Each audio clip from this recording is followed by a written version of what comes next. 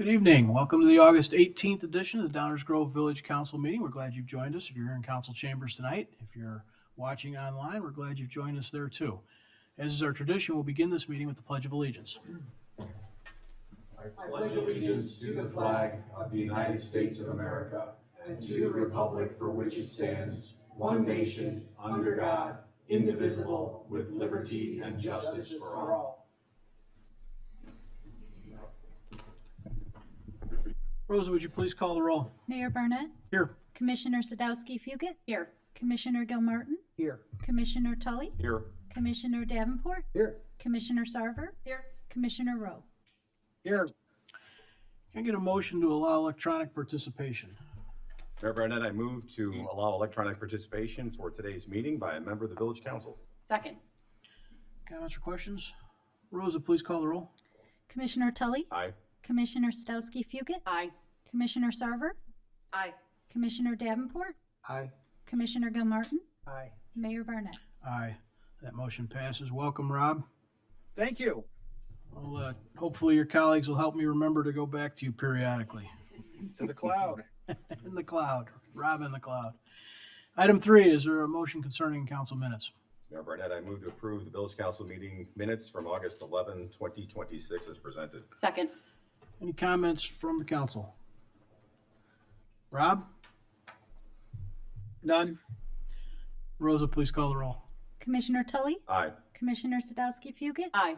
Commissioner Rowe, Aye. Commissioner Sarver, Aye. Commissioner Davenport, Aye. Commissioner Gilmartin, Aye. Mayor Barnett. Aye, that motion passes unanimously. If you're here in council chambers tonight, over to your right are a couple of countertops. On those countertops are copies of our agenda if you'd like to follow along. Item 4 on our agenda is the public comments portion of the meeting. This is the portion of the meeting where we take up public comment on items not on tonight's agenda. There will be opportunities to discuss other items as they come up through the course of the evening. Each agenda item will have an opportunity for public input. We do have a few new faces, it looks like, so we'll just read some guidelines so we're all on the same page. Please remember, council meetings are not open debates. It's a council meeting open to the public. It is not a meeting of the public.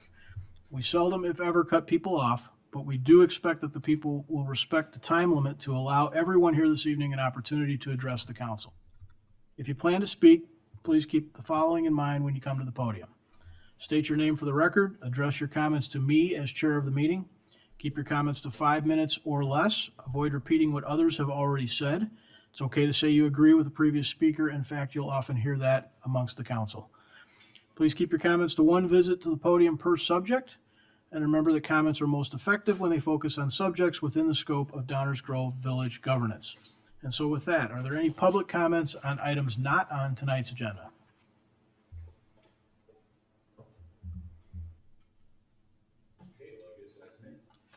Come on down. Good evening. I'm Bill Ulrich, member of Advocate for 708, a group of folks working to bring a 708 mental health board to Downers Grove Township. And we've talked about this before. I don't have to tell you what that is. And I am happy to tell you that we've got 4,500 signatures on our petitions, well over the 2,900 that we would need to get it on the ballot, and the Downers Grove Township has voted to get it on the ballot for November. So we will have the opportunity to discuss and vote on this in November.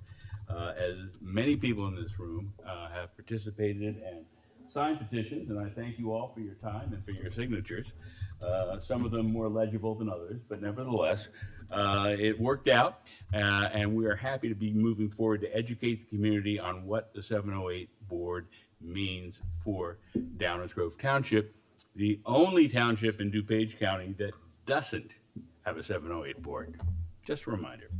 But there's some things that a 708 board is not. It is not a big tax increase. It's around 40 to 50 bucks a year for the average house or home in Downers Grove Township. It is not a big subsidy for Springfield and Washington bureaucrats.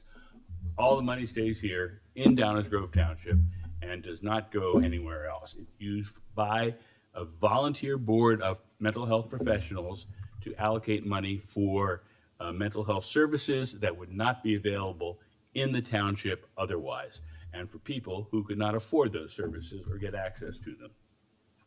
And it's not a big secret. If you Google any of the other 8 townships, Lisle, Milton, York, Naperville, etc., in DuPage County that have already implemented this, you'll find a mind-numbing amount of board minutes, details on where the money came from and where it's being spent and how it's being spent. And we expect Downers Grove Township to be equally transparent in how they use the money.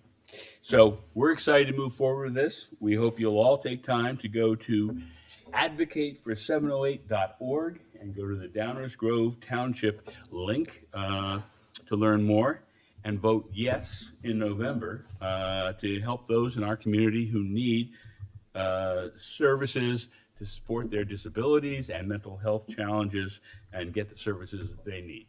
So thank you again for your support, and we'll look forward to talking again in November. Thank you. Others, subjects not on tonight's agenda.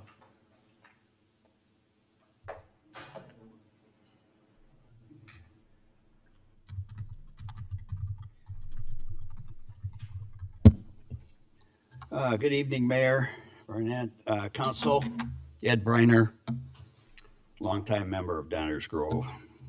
I'm here to ask you, Mayor Barnett, once again, to proclaim this November 2026 as Veterans and Military Families Month. Veterans Day, November 11th, is an important tradition, but one day isn't enough to fully recognize the service and sacrifice of the millions of Americans who have worn our nation's uniform. A Veterans Month gives our library, schools, businesses, and various other organizations the time to honor their service through education, community events, and outreach. It would also shine a greater light on the challenges many veterans face, including healthcare, housing, employment, and mental health. A month-long observance would celebrate veterans from every generation and every branch of the military, while encouraging us to express further gratitude, but to take action by volunteering, supporting veteran organizations, hiring veterans, and standing behind military families. Our veterans devote years of their lives to protecting our freedoms. Dedicating 1 month each year to honor service is a meaningful way for a grateful village to show its lasting appreciation. One day reminds us, a month commits us. Mayor, I call on you therefore to proclaim this November as Veterans and Military Families Month. Thank you. Thank you.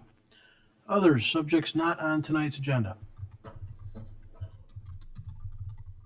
Okay, we will continue then. Is there a motion for the consent agenda? Mayor Barnett, I move to approve the consent agenda as presented. Second. Rosa, please call the roll. Commissioner Tully, Aye. Commissioner Sadowski-Fugit, Aye. Commissioner Rowe, Aye. Commissioner Sarver, Aye. Commissioner Davenport, Aye. Commissioner Gilmartin, Aye. Mayor Barnett. Aye, that motion passes unanimously. Item 6 is our active agenda. This is the portion of the meeting where we take up subjects on which we plan to take formal action tonight. That means these subjects have been discussed at least once prior, often multiple times prior. If you look at your agenda, there are 6 active agenda items. We're going to take the first 5 together for commentary. So we'll invite commentary after the first one to be considered, and your commentary on all of the first 5 is welcome then. Is there a motion concerning vacating a public alley? Mayor Barnett, I move to adopt an ordinance vacating the village public alley lying south of 1205 and 1219 Ogden Avenue as presented. Second. Audience comments or questions on this item and the next 4, the first 5 agenda items?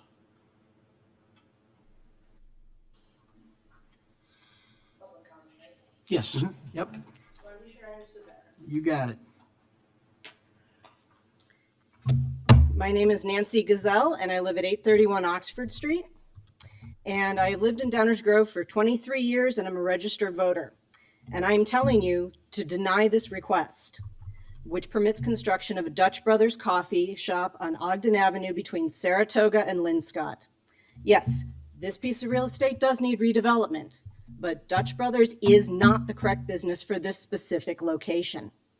Dutch Brothers Coffee does not meet the goals for micromobility transit as outlined in the comprehensive plan for active transportation.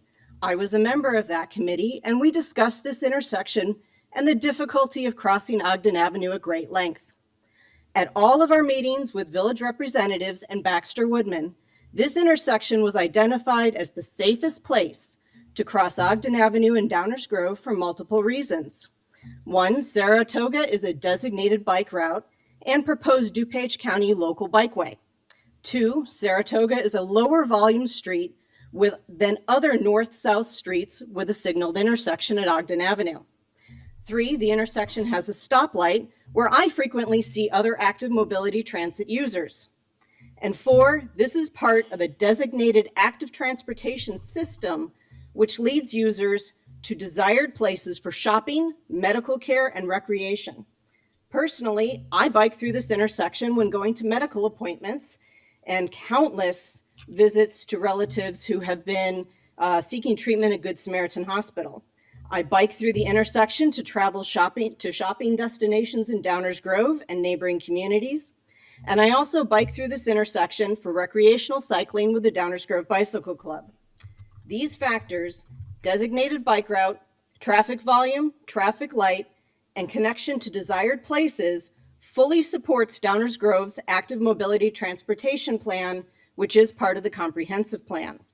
I cannot stress strongly enough that the intersection of Ogden and Saratoga is the safest place in Downers Grove to cross Ogden Avenue. And that is not just Downers Grove, but that is also our neighboring communities. Ogden Avenue is currently a transportation barrier and needs to be redeveloped in a way that holistically supports all modes of transportation. I do not see that accommodated in the proposal by Dutch Brothers Coffee. The site layout they provide encourages increased use of Saratoga by customers. The traffic study provided by the petitioner was conducted in early December, a time that naturally skews the data in the petitioner's favor. There are far more cyclists, e-bike riders, scooter riders, runners, and walkers who use this intersection in spring, summer, and fall than is reflected in the traffic study. Many, many more. If you approve the petitioner's request, you are also declaring to the active transportation community that your previous commitment to make Downers Grove a pedestrian-first community is nothing more than lip service and empty words. Your responsibility to village residents is to keep our transportation network safe, not further congest it and make it more dangerous. You should identify this particular intersection as part of a safe transportation network and corridor for active mobility transit and plan the redevelopment around it appropriately. My friends have relayed their experiences with Dutch Brothers Coffee in other states and have noted that after the opening novelty period, they did not see traffic shrink as Dutch Brothers would like you to think. They saw traffic continue to back up on roadways. There are other locations in Downers Grove more suitable for the volume of traffic that this company will bring to our community. And there are other businesses that are sales tax generating that are better suited for this particular property and this particular intersection, which serves as an essential active transportation artery in this region. Thank you.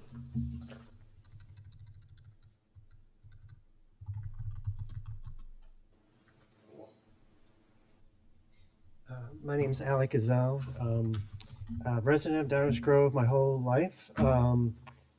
Since I don't want to repeat all of what my spouse said, and we're both members of the Downers Grove Bike Club, and I also was involved in the comprehensive plan active transportation, where Baxter and Woodman did identify this intersection as relatively safe according to what Nancy had talked about. I'm also a member of the Traffic and Parking Committee, TAP, and we haven't had a meeting in a long time. And I feel that this would have been brought to our attention too as a matter of something to review. So I also respectfully urge the village commissioners to deny the petitioner's request to permit construction of a Dutch Brothers coffee shop on Ogden Avenue between Saratoga and Avenue and Linscott Avenue in regard of all the same items you had mentioned. I decided I do not want to repeat all of it to give you some time consideration. But yeah, that's why I'm here. Thank you. You.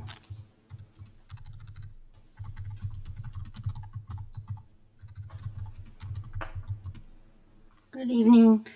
I'm Bonnie Summers. My address since 2003 is 4608 Main Street.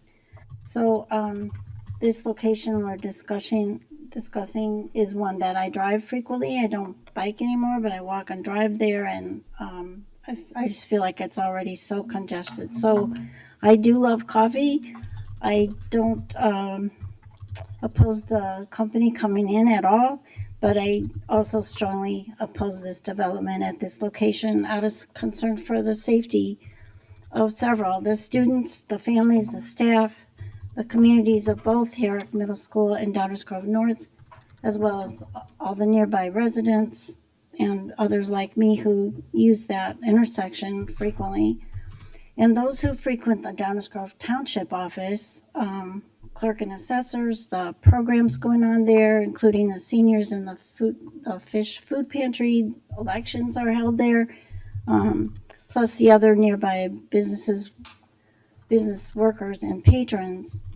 I'm also not convinced that the traffic studies accurately reflect anything close to what kind of congestion is already there and would potentially be there with this addition.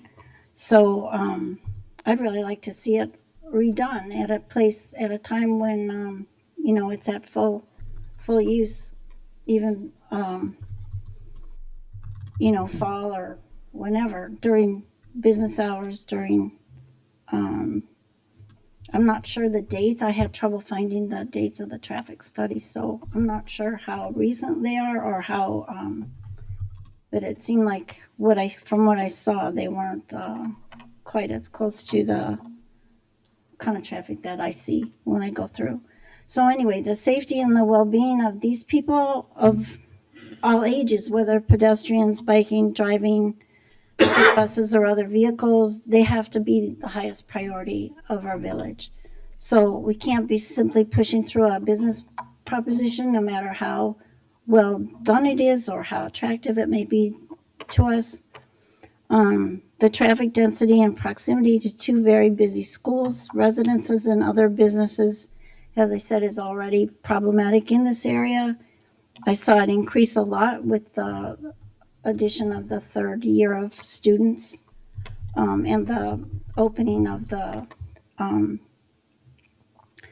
access routes to the middle school onto Saratoga already.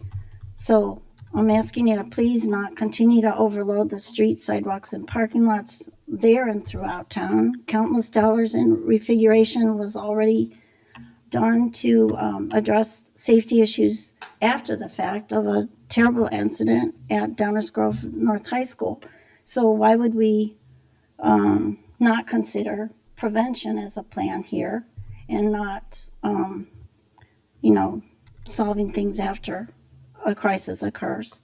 So please just don't add any further risk to this location. That's my request. Thank you for listening.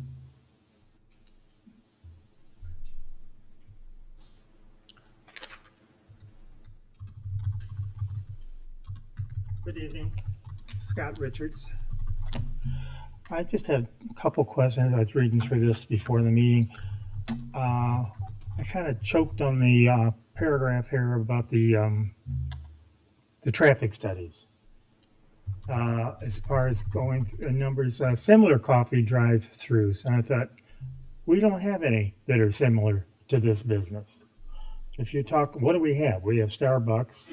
We have Dunkin' Donuts, east and west. There is no comparison to what we have in town compared to the impact this business is going to have. It's a fact, but I don't think any of us can deny it.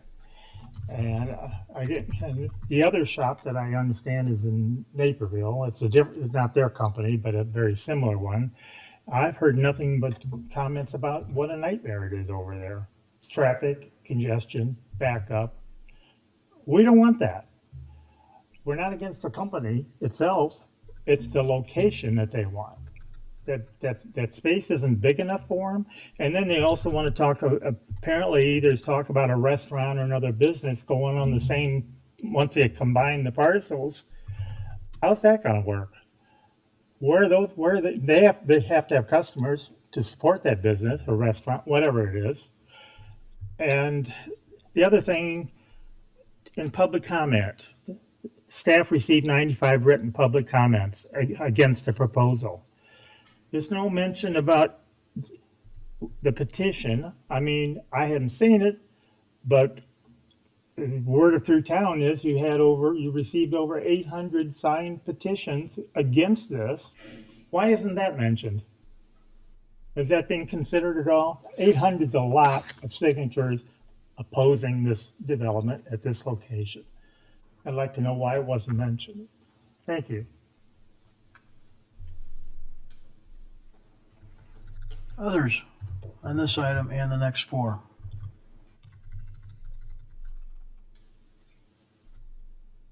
Okay. Council comments, questions? Want to start? Nobody wants to jump in? All right. Tammy, go ahead. I'll start. I came into this at the first discussion feeling quite supportive, but after a lot of reading and researching and observing similar establishments, I have some concerns, lingering concerns, and I'm leaning away. I still think there's too many variables that can't be answered. I don't think it's anything on the part of the developers trying to hide anything. I think because of the uniqueness of the property being near two schools in a very, very busy stretch of Ogden Avenue, and having a clientele that itself is very unpredictable. It's going to be hard to say how long a car actually takes to get through a queue. I know the goal is 5 minutes, but observing places, I often see that takes a lot longer. And also, we're not the Jetsons. You know, it might be a car of three 16-year-old girls who order 77 drinks and they're there for 20 minutes. What's going to happen? The line's going to back up. Someone's going to get frustrated, try to get out of line, hit one of the illegal e-bikers, and there's just going to be chaos everywhere. So I think what I need to hear more about is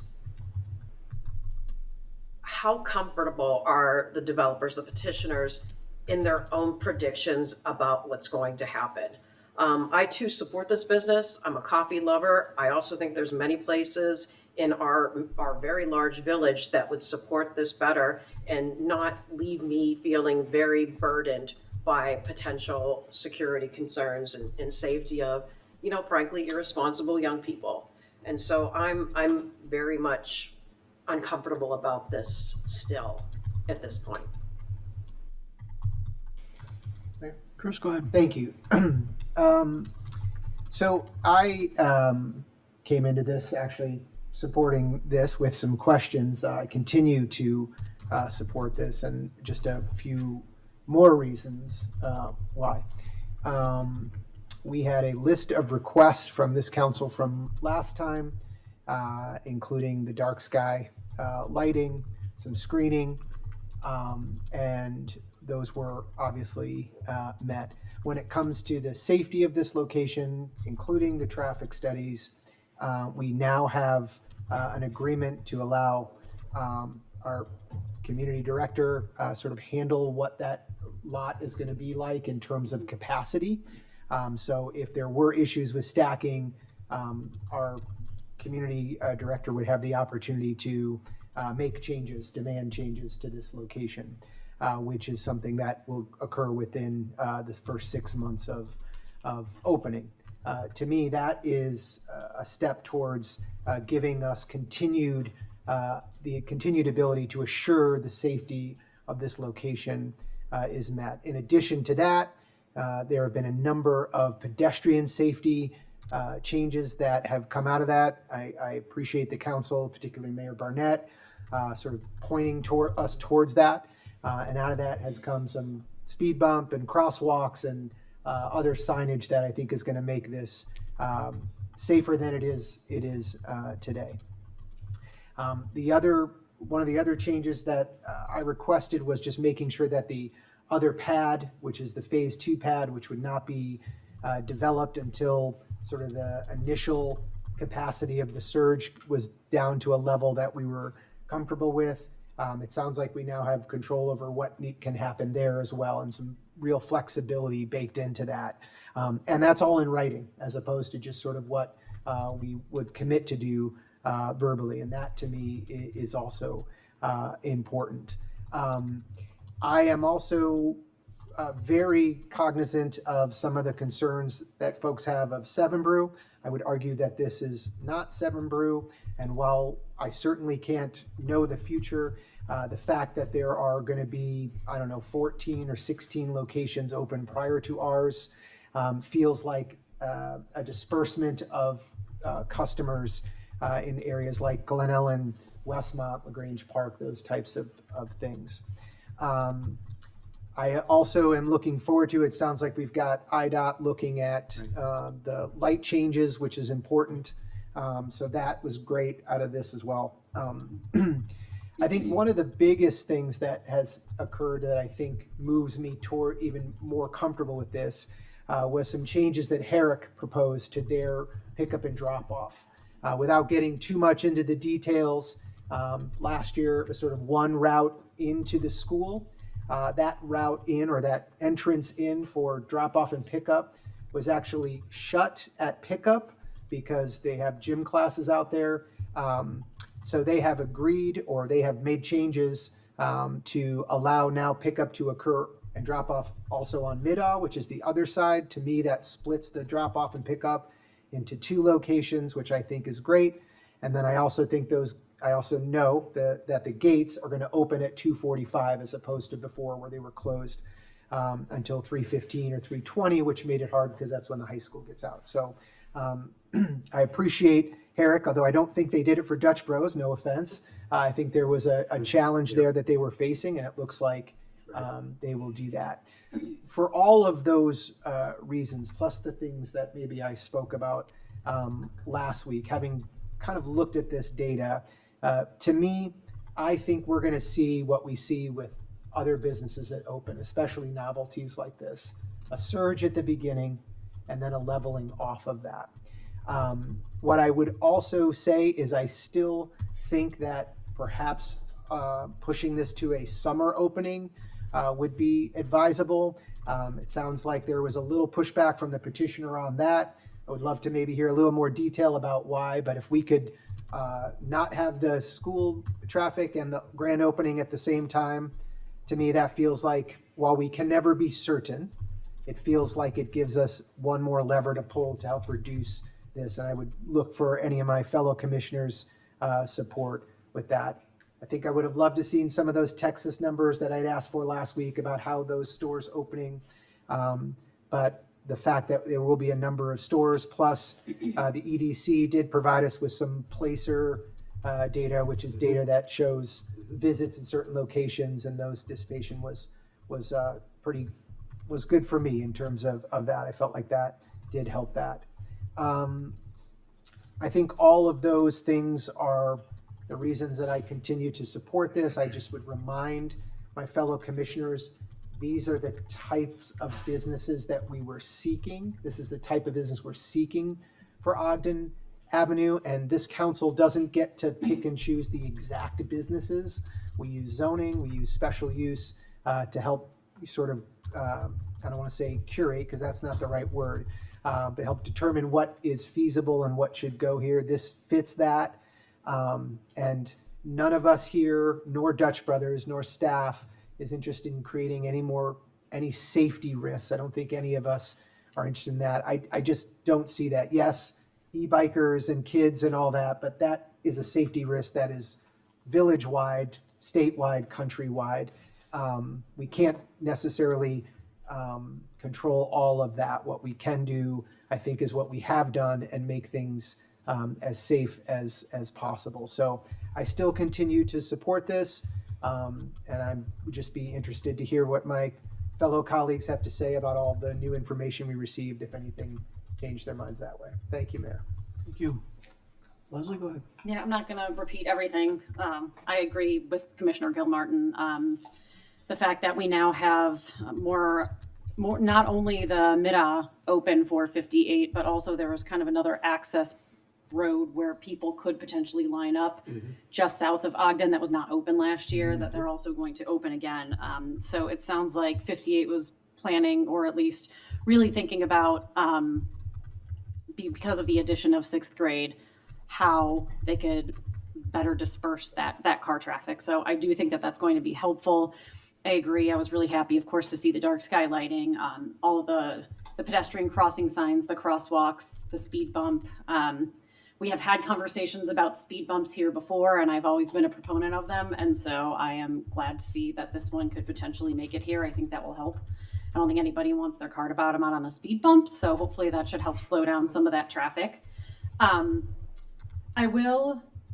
also want to echo Commissioner Gilmartin's point that we don't it is not our business to pick and choose which businesses go where in this village. That would be an appropriate use of our power up here.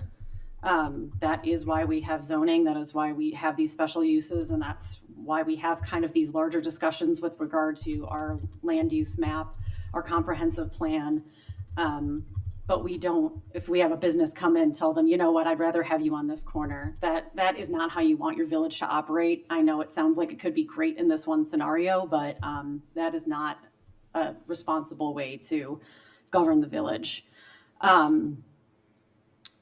I did read a lot of the emails and a lot of the remarks, and I will at least respond to one that referenced the Andes vote of one of the commissioners up here who chose to vote against it, which of course was me. And I would like to use that as an example that we do not all just sit up here and approve everything without going into the data, the research, and what we think is best for the village.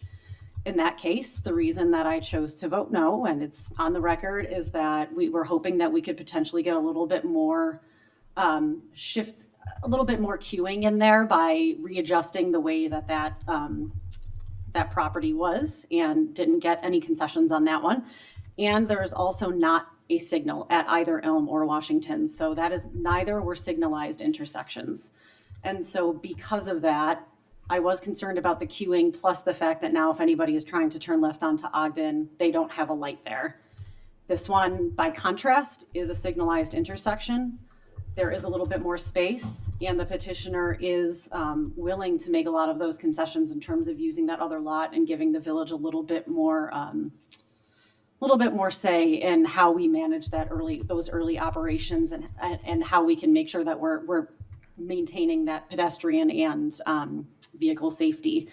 So that is one reason why in this case, I am more interested in seeing this petition, and I do take all of these small details seriously. So that was one reason why I actually do support this one, because this is the kind of business, you know, if you're going to have a business that is going to be geared towards vehicles, which, let's face it, there are some, and there will continue to be some, you do want it to be at a signalized intersection. Of course, being near the school absolutely throws more safety concerns into it, but I do appreciate that the petitioner was willing to put in a lot of these things in writing, and also the fact that we know that our staff will have time over, you know, the first 6-12 weeks or 6 months to work through any hiccups that we might have. So that, I think, is what I have. I continue to support it. I appreciate the willingness of the petitioner to work with staff to address the concerns that we do have, that we had as a result of listening to a lot of the resident feedback. I think that's all I've got, and I'm not going to repeat anything else. Thank you, Mayor. Thank you. Mike? Yeah, so thank you both for highlighting some of the conditions that have been added. With that, I too am very supportive. So I'm going to kind of just drill in on a few things that do concern me in terms of maybe perceptions and maybe reservations too. First, just a reminder, this is only in front of us because of three things. One, the setback being different along one property line, which is not, it's still not conforming, but it's improvement over what's there right now. Two, the drive-through, because all drive-throughs come to us as a special use. And it gives us the opportunity to address some of the concerns we've got about traffic, which is what we're doing here. And thirdly, the alley vacation. So, but for those three things, this is a use that's allowed by right in this zoning district. So this, I mean, so conversations about whether or not this is the right use for this location, I can't go there. I don't think it's appropriate for us to do that. It'd be like me objecting to somebody putting a single family home on a single family zone lot because I don't like something about it or how they're planning on using it. I just don't think that it works. The second thing I wanted to kind of highlight is the matter of trust. Brought this up before when we discussed this before. Traffic studies.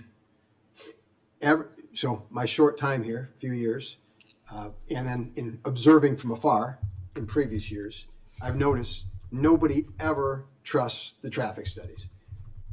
Ever. And everybody's always afraid of what's going to happen.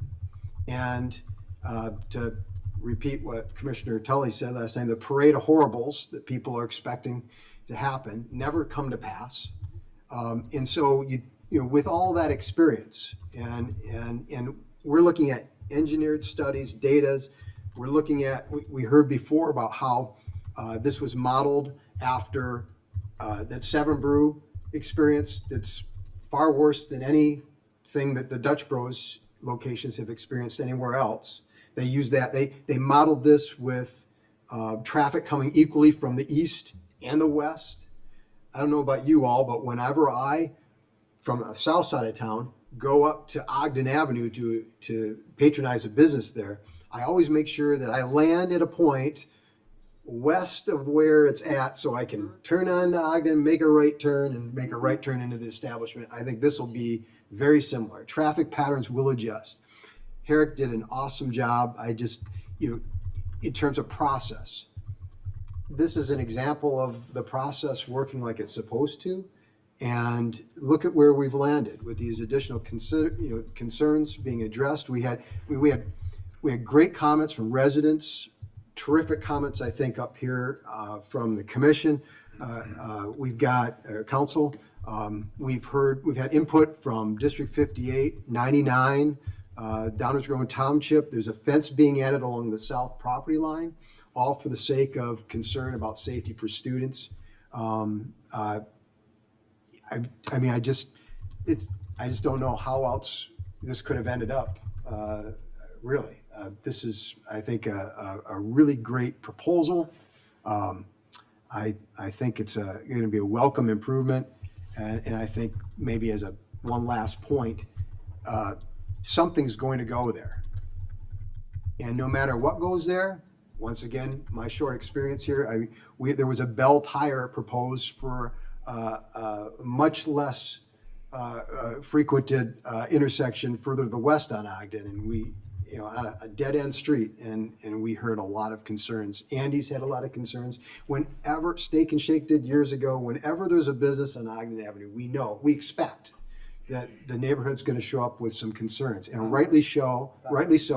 And this process is what that's all about, and we've heard those concerns. The petitioner has addressed those concerns, and I thank them for that, and I hope that we can get to a yes here.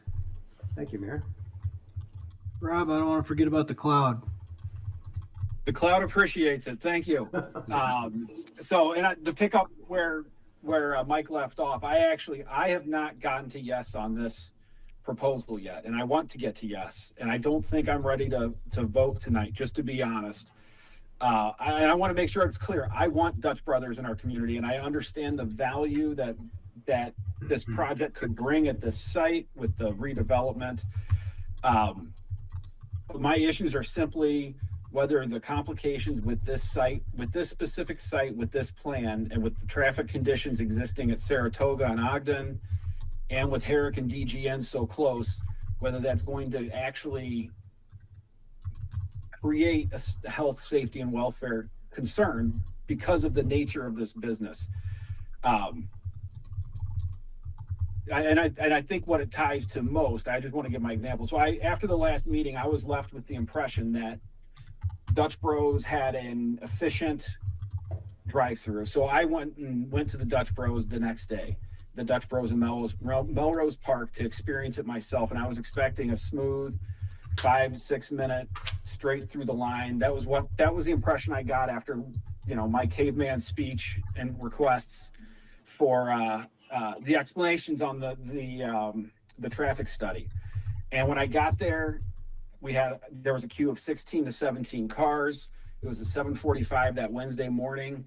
I didn't move for 5 or 6 minutes. It took me over 16 minutes to get through the drive-through. I don't want to take one experience. I went a second time. It was the same experience at 3 p.m. It was 17 minutes to get through. So I need more explanation from the petitioner and a more of an understanding of how they plan on queuing, because unlike our location here in Downers, that location has a safety valve. It's built into a strip mall where if there is a large queue, there's somewhere for those cars to go. And unfortunately, this location doesn't have that. And the information we've got now, I'm excited to hear the response to this, because we've got 709 pages on Friday to review. So I'd like to hear more about how in reality this location, where I've gone to Dutch Bros twice, and both times I'm sitting at 16 to 17 minutes to get through their line, how does that translate into the queuing we're expected at this location? I can tell you, in my conversations with the employees at the Dutch Bros, I was told that the queuing there is easily 20, 30 cars at a time. So that gives me pause of whether this is actually reality here. That being said, I don't feel like I'm ready to vote on this tonight, personally. One of the reasons is I agree with Mike. I think Mike was the one that said Herrick did a great job with this plan that we just got.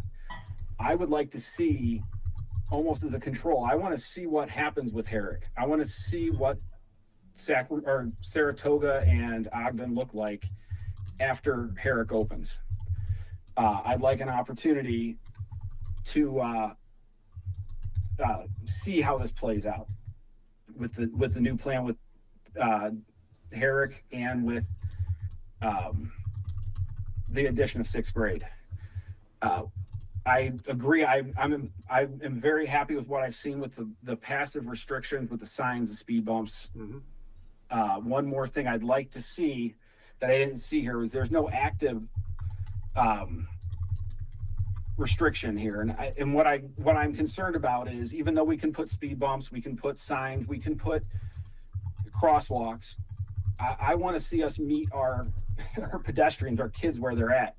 I don't have a lot of faith that our kids are going to pull their heads out of their phones when they're walking down the street or take the headphones off. I'd actually like to see at least an addition here with a minimum supplement where Dutch Bros provides a crossing guard at that driveway at Saratoga, something that's active that would make the kids more visible and actually interact with our kids when they're just going to and from school. Because I am still concerned about the safety of the pedestrians during the school hours. I'd like, again, my big thing is the queuing. I'm concerned about queuing at this location.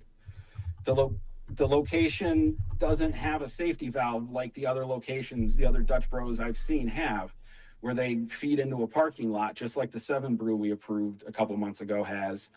If this goes beyond 25, 30 cars, it's wrapping around Saratoga. The cars coming off Ogden have nowhere to go. They got to go back into Ogden, go around if they want to go there. I just don't understand the queuing with what we've got right now in front of us. If we run into 16, 17-minute wait times and we get more than 25 cars there. And then I asked before for more information. And again, if I missed this, I'd like them to point it out. In the pages, I didn't see anything. I'd asked to see other Dutch Bros locations next to schools. we didn't get any information provided with that. At least I don't think we did. If I missed it, I apologize. Please correct me. But that was one thing I wanted to see, was how the layout was of those locations and queuing in comparison to this plan. So I am not a yes tonight, so I just want to be clear. But I'm not a no. I just don't think I'm ready to vote tonight is really what it comes down to. Mr. Mayor, can I add something? Yeah. I really think that Rob put a lot of what I was thinking very eloquently, but I also want to express a little concern about any insinuations that were made up here that I don't know what our job is supposed to be. I think our job is to be concerned about the health, welfare, and safety of the community, because as a version of a legislative branch and the municipal arm, that is what the police power of the state is. And so I'm not picking and choosing businesses based on my likes either. I'm seriously concerned about that aspect of my role. Thank you. Martin. Thank you, Mayor. My colleagues have already said a lot. Try to say something different or from another perspective. We have, as the mayor pointed out at the very beginning, we have 5 items that we're taking public comment on. There's one that's actually on the table, and that is the motion to vacate the public alley to the rear of the subject property. I'll come back to that in a minute.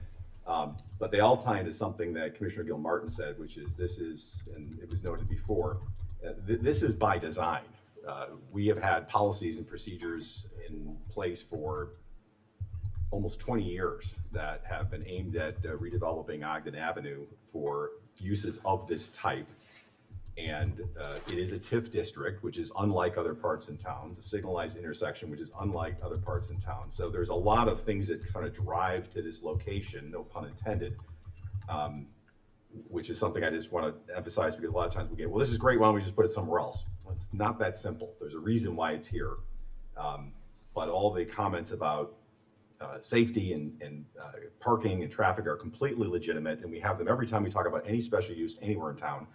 But I will tell you that we have had conversations about special uses and drive-throughs on Ogden Avenue just about more than any other place in the Village of Downers Grove.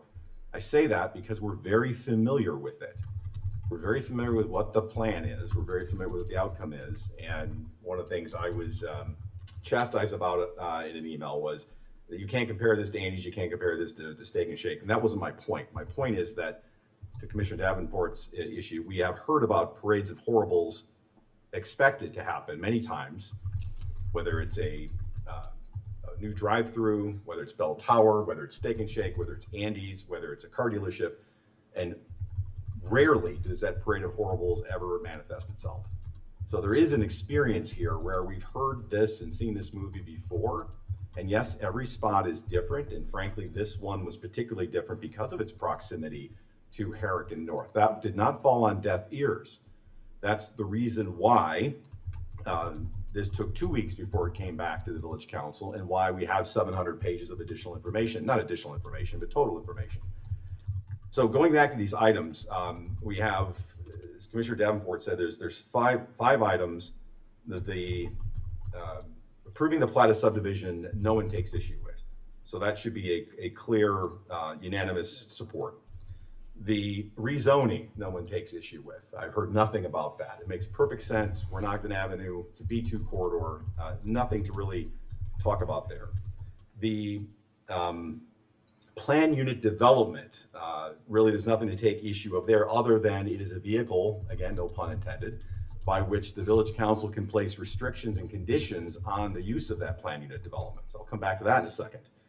The only 2 things, as Commissioner Davenport pointed out, that really are of a focus of discussion and debate is the special use for the drive-through. And I also haven't heard anything about vacating the public alley, although I want to come back to that because we did get some emails on it. The special use and the plan unit development provisions, both of our ordinance, both allow us to put conditions and restrictions upon the use in order to address concerns about things like pedestrian safety, parking and traffic, congestion, et cetera, et cetera, et cetera. 2 weeks ago, we asked for a lot in terms of restrictions. And candidly, kudos to the petitioner, you came back with more than I expected. Just about everything, not everything, but just about everything that we talked about was addressed. And those are significant changes. In my experience, more than I'm used to seeing from any petitioner. And in those other situations, the council would approve the proposal unanimously. I've seen more measures and more control given to the village going forward about how this is operated as part of the special use or the conditions in the planning and development that I've seen before. And Commissioner Gilmartin is absolutely right. This isn't just lip service. This is a condition of the special use and the planning and development. If the petitioner does not make good on these representations and promises, they lose their special use, they are out of business. So it's not just lip service, let's wait until everybody gets over it, moves on to the news cycle. This is a requirement going forward as long as they operate the business in this fashion in this place. So there have been a lot of changes just from the petitioner itself. And if anyone wants to know what we're talking about, my colleagues mentioned it, but you should refer yourself to pages 2 and 3 of the report for any one of these items, 6A, B, C, D, and E tonight. And there's a long list of what additional conditions or restrictions have been added since 2 weeks ago. And importantly, since the Plan Commission heard this. There's been a lot of changes, and some people reached out to us, and I don't know if they read the changes. I think they were still commenting on the information they had 2 or 3 weeks ago or even a month ago. And I don't mean anybody in this room. I mean some of the other comments that we received outside. So the changes are a big factor in my mind, as others have said. I also visited the Melrose Park location after we had this conversation. I was there on a Saturday morning, Commissioner Rose, so I had a different experience, but it was a different time, different day. And again, that one experience doesn't really mean anything other than it's anecdotal. The Herrick letter that we received was also a big factor in my mind, as my colleagues have mentioned, because that is one of the things that makes this different than other places. It's proximity to Herrick and the uncertainties of knowing what now having 3 grades at Herrick will mean, because we haven't had that experience before. But Herrick apparently recognized it had its own issues with traffic ingress and egress and has taken measures to address that. That goes a long way. We've also had additional information from the Downers Grove Economic Development Corporation. I know that I kept waiting for the I told you so about Andy's, and I haven't heard it. So we heard a lot of these same things when Andy's was before us about why we shouldn't approve it. A lot of concerns about what was going to happen, and none of that has happened. So I haven't heard that either. So it's what I have seen that's come before us in the last 2 weeks has addressed a lot of the, I think, valid concerns and questions that people asked. 100%. And they were addressed perfectly. No, in a perfect situation, would I open up the business in the summer? Yes, although now that I have a better understanding of the distance between when the planned opening is and when the actual opening, I think it's probably for me too much. But I was also interested in hearing the answer to that. We do want the business after all. One thing that also just tonight weighed very heavily on me is there is no bigger supporter of our active transportation plan than the gentleman to my left. That is not lost on Commissioner Gilmartin, I am sure. And so that to me also resonated. But let me go back to the vacation of the alley, because we did get some emails from residents who are concerned about that. And so I did a little bit more digging into it. And we have a policy that we follow. Here, the policy is actually being used in conjunction with our economic development tools, because again, this is something the village invited. The village wanted this as part of its economic development program. So one of the tools that we can use as part of economic development, in addition to the TIF district, in addition to economic development agreements, in addition to sales tax agreements with car dealerships, for example, we can also use our vacation policy to say, instead of paying us for it, we're going to contribute that to this deal because we want the deal to happen. So I'm fine with that. I also want to point out, going back to what we've been doing for the last 20 years on Ogden Avenue, vacating an alley to support an economic development enhancement on Ogden Avenue is not new. In fact, we have a long history of doing that, going back many, many years. Just a couple recent ones I'll point out. 2013, the McDonald's at 2025 Ogden Avenue was exactly this situation. Not the same business, not next to Herrick, but it's a McDonald's drive-through, special use drive-through Ogden Avenue, alley vacation in order to support the project. Another example, and I think this came up in both 2017 and 2018, just given the economy and things, but Belmont and Ogden, there we have a gas station with a restaurant with a drive-through. Special use, same thing, request for an alley vacation. That was granted without any discussion or concern. those are just two examples that I was able to find quickly. I know there are others, but there's a reason for this. We have said for over 20 years that Ogden Avenue, which used to be called Plank Road, Old Plank Road, it was called that for a reason, because it was never designed with modern economic development goals and objectives in mind. A lot of the lots are small, they're very shallow, they're very difficult to develop. So you have to almost necessarily, to be consistent with your policy and objectives, you have to do things like allow for lot consolidations, deeper lots, alley vacations, and quite frankly, it's something we've been doing pretty consistently all along. So I come back to that because particularly with the changes, the new information, which I hope everyone takes a moment to look at and appreciate, the letter from Herrick, the ringing endorsement, well, I won't say ringing, but the positive leaning from Commissioner Gilmartin, additional information from the EDC, and I do appreciate all the measures that the petitioner has agreed to undertake, which, as Commissioner Davenport said, they didn't have to. I mean, yes, if you want to get approval, it's probably wise, but you don't have to. All those things make me comfortable supporting this.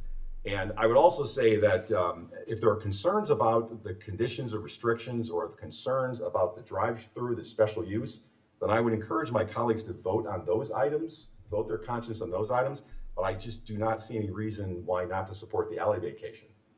We've done that consistently. I haven't heard anyone mention anything to the negative about it. I would encourage that at least on the first item, which is the one that's on the table right now, that votes that may be deferred due to more information about traffic, congestion, things that are related to special use, be addressed separately. That's all I have, Mayor. Thank you, Martin. I'm going to follow my own guidance and not repeat my colleagues, but to say that I agree with those that are in favor of this and all the things that they have said up here. I think it was well said, and I'm in full agreement. There is an issue in front of us, which is a little bit technical. The item before us right now, this first agenda item, technically requires some votes that may not be here this evening. And what I think I heard was a couple of colleagues thinking they were not ready tonight or wanted to vote no tonight, but not ruling out entirely approval of this. Correct. And so with that in mind, it sounds to me like maybe at some point we ought to be considering, I think Rob alluded to it a little bit, putting this off. But I would also say to all of my colleagues that at some point, and I think that point is now, it's important to give everybody some specific assurances of things. And so if you're thinking I can't support this in any way, that should be said. If you're thinking I can support this with A, B, and C should be said. Because what we kind of owe everybody is some forward progress. And if that forward progress is a petitioner that says I can't live with this group, that's okay. But they need to have the information to make that kind of a decision. So I don't want to force anybody into anything, and yet I know that some of the technical requirements. So for those that are wondering what in the world are you talking about, when we vacate an alley, part of our situation here is that we need 6 affirmative votes to do so. And it sounds to me like there are 2 folks that are either no or not interested yet tonight in being ready to cast that vote. And so I think, unless somebody wants to jump in, that a motion, hang on, Tammy, I'm going to ask in a minute whether we want to consider postponing this. Tammy, go ahead. I wanted to answer your question about what would make me be able to give a better answer. Hang on one second. Okay. So, Tammy beat me to the punch, but I think I'd like to go around and unless somebody thinks they absolutely don't want to do this under any circumstances, I'd like to go around and get some specifics from everybody about what they really need to see to make this happen. I think I hear mostly up here, we'd like to make this happen in some way, but we're not quite ready. Let's move that ball forward with something real specific. So now, Tammy, please. Yeah, I think there's 2 things, and they should be relatively simple, and I alluded to them. And one was, what about the uncertainty of how long it actually takes a car to get through, and how will that affect the queuing of it? And then also, I don't think it would hurt to see if it works out with Herrick's new plan for traffic mitigation. I mean, school's going to be starting. let's see how that's working for them. And then if that flows with your plan to making this as safe as possible. So, you know, again, I don't want to say no to this, but I really just want to make sure everything's covered. And those are two things to me that still are just bothering me. Rob, I'm going to call on you next. Thank you, Mayor. So yeah, I think I went through my checklist, but here it is real short. I still don't believe we have queuing covered in reality with the traffic reports and just the explanation so that we understand how it works in comparison to the Melrose Park location, something that's reality. The 16, 17-minute queuing is not how I understood at our last meeting. And I'd like an explanation of how the queuing numbers actually work with those parameters of reality. I also would like to know if they would be willing to add an additional supplemental restriction for a crossing guard, something active just at the Saratoga driveway. I'd also still like the answer to my request about the other Dutch Bros next to schools. And honestly, just by passing this, just by tabling this tonight, Herrick's going to school next week. So we'll already have that few days at least of Herrick in to see if that master plan by District 58 actually is doing what we think it's going to do. Rob, And that's it. Rob, I want to, you know, you're free to answer any way you want, but I want to try and pin this down. I think I heard from Tammy that different modeling of the drive-through and waiting specifically until after Herrick opens were things she needed. Were all of those things you mentioned conditions for your support on this?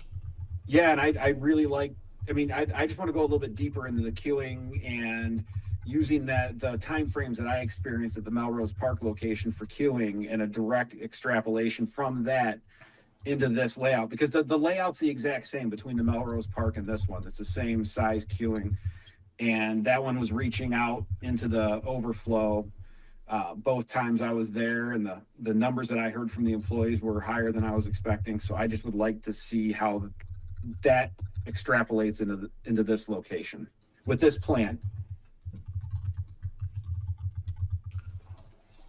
Chris, was there anything that you felt like was something you really had to have? No, I think I made all my points. Though I do want to mention a couple things. Maybe ask Commissioner Rowe a question. Your experience was around 16 or 17 cars, and then it was the wait time that was the concern, right? So it was 16 or 17 at the first time I went, and I'm sorry if I was unclear. I'm sorry. That's Thank okay. you for the clarification. Yeah. The second time I went was 25 to 26 cars. It's hard to be exact. I'm counting up when I'm there, Yeah. and it never went lower than that amount. And that was the second time I went at, I think it was 2:30 in the afternoon on a Friday. Okay. And then I was also told that their busiest times, which surprised me, were late afternoon commuting, the 3 to 4 to 5 o'clock time, which I was a little surprised about. Okay. So the ask is for more specific or Yes. more accurate, like, it sounds like they gave us some numbers already, we just maybe don't. I don't think those numbers extrapolate out to what I saw at the Melrose Park. And if they have, I've missed it and I don't feel comfortable voting. I don't think I missed it. And I'd like the petitioner to clarify for the next submittal that exact information. Okay. So- And I'm really sorry, I just No, have a go ahead. couple more questions. Can you remind me what the current Right. queuing capacity is for the spot? Perhaps the petitioner would be able to Yeah. answer that. What the current layout allows for queuing? Is it 24, do I remember? So we have, I believe, 20, Yep. Justin. Yeah. Hi, everyone. Justin Opitz with Kimley Horn Transportation Professionals with the traffic study together.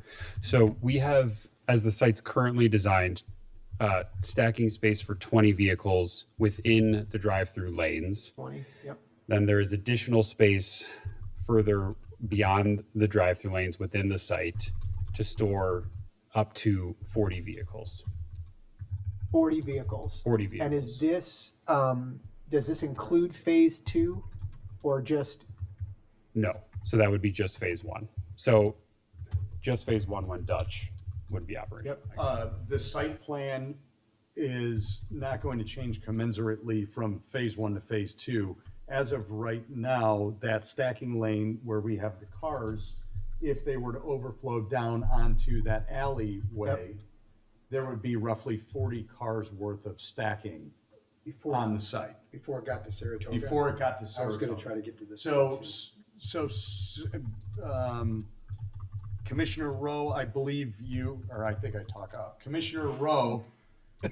Sorry, you're talking to the ceiling now. I love it. just in the microphone is fine. So you had made mention of a buffer zone because you have the parking lot there. Similarly to that buffer zone, because we are delaying the phase 2 project until deemed appropriate by Mr. Popovich and community development, we have our own version of buffer zone via the alley as an overflow capacity for that site. In addition to phase 2 lot phase 2.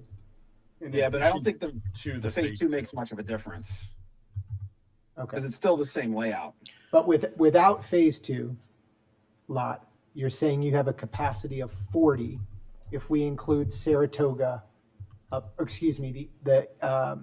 the vacated alley space up to Saratoga. Yes. 40. Correct.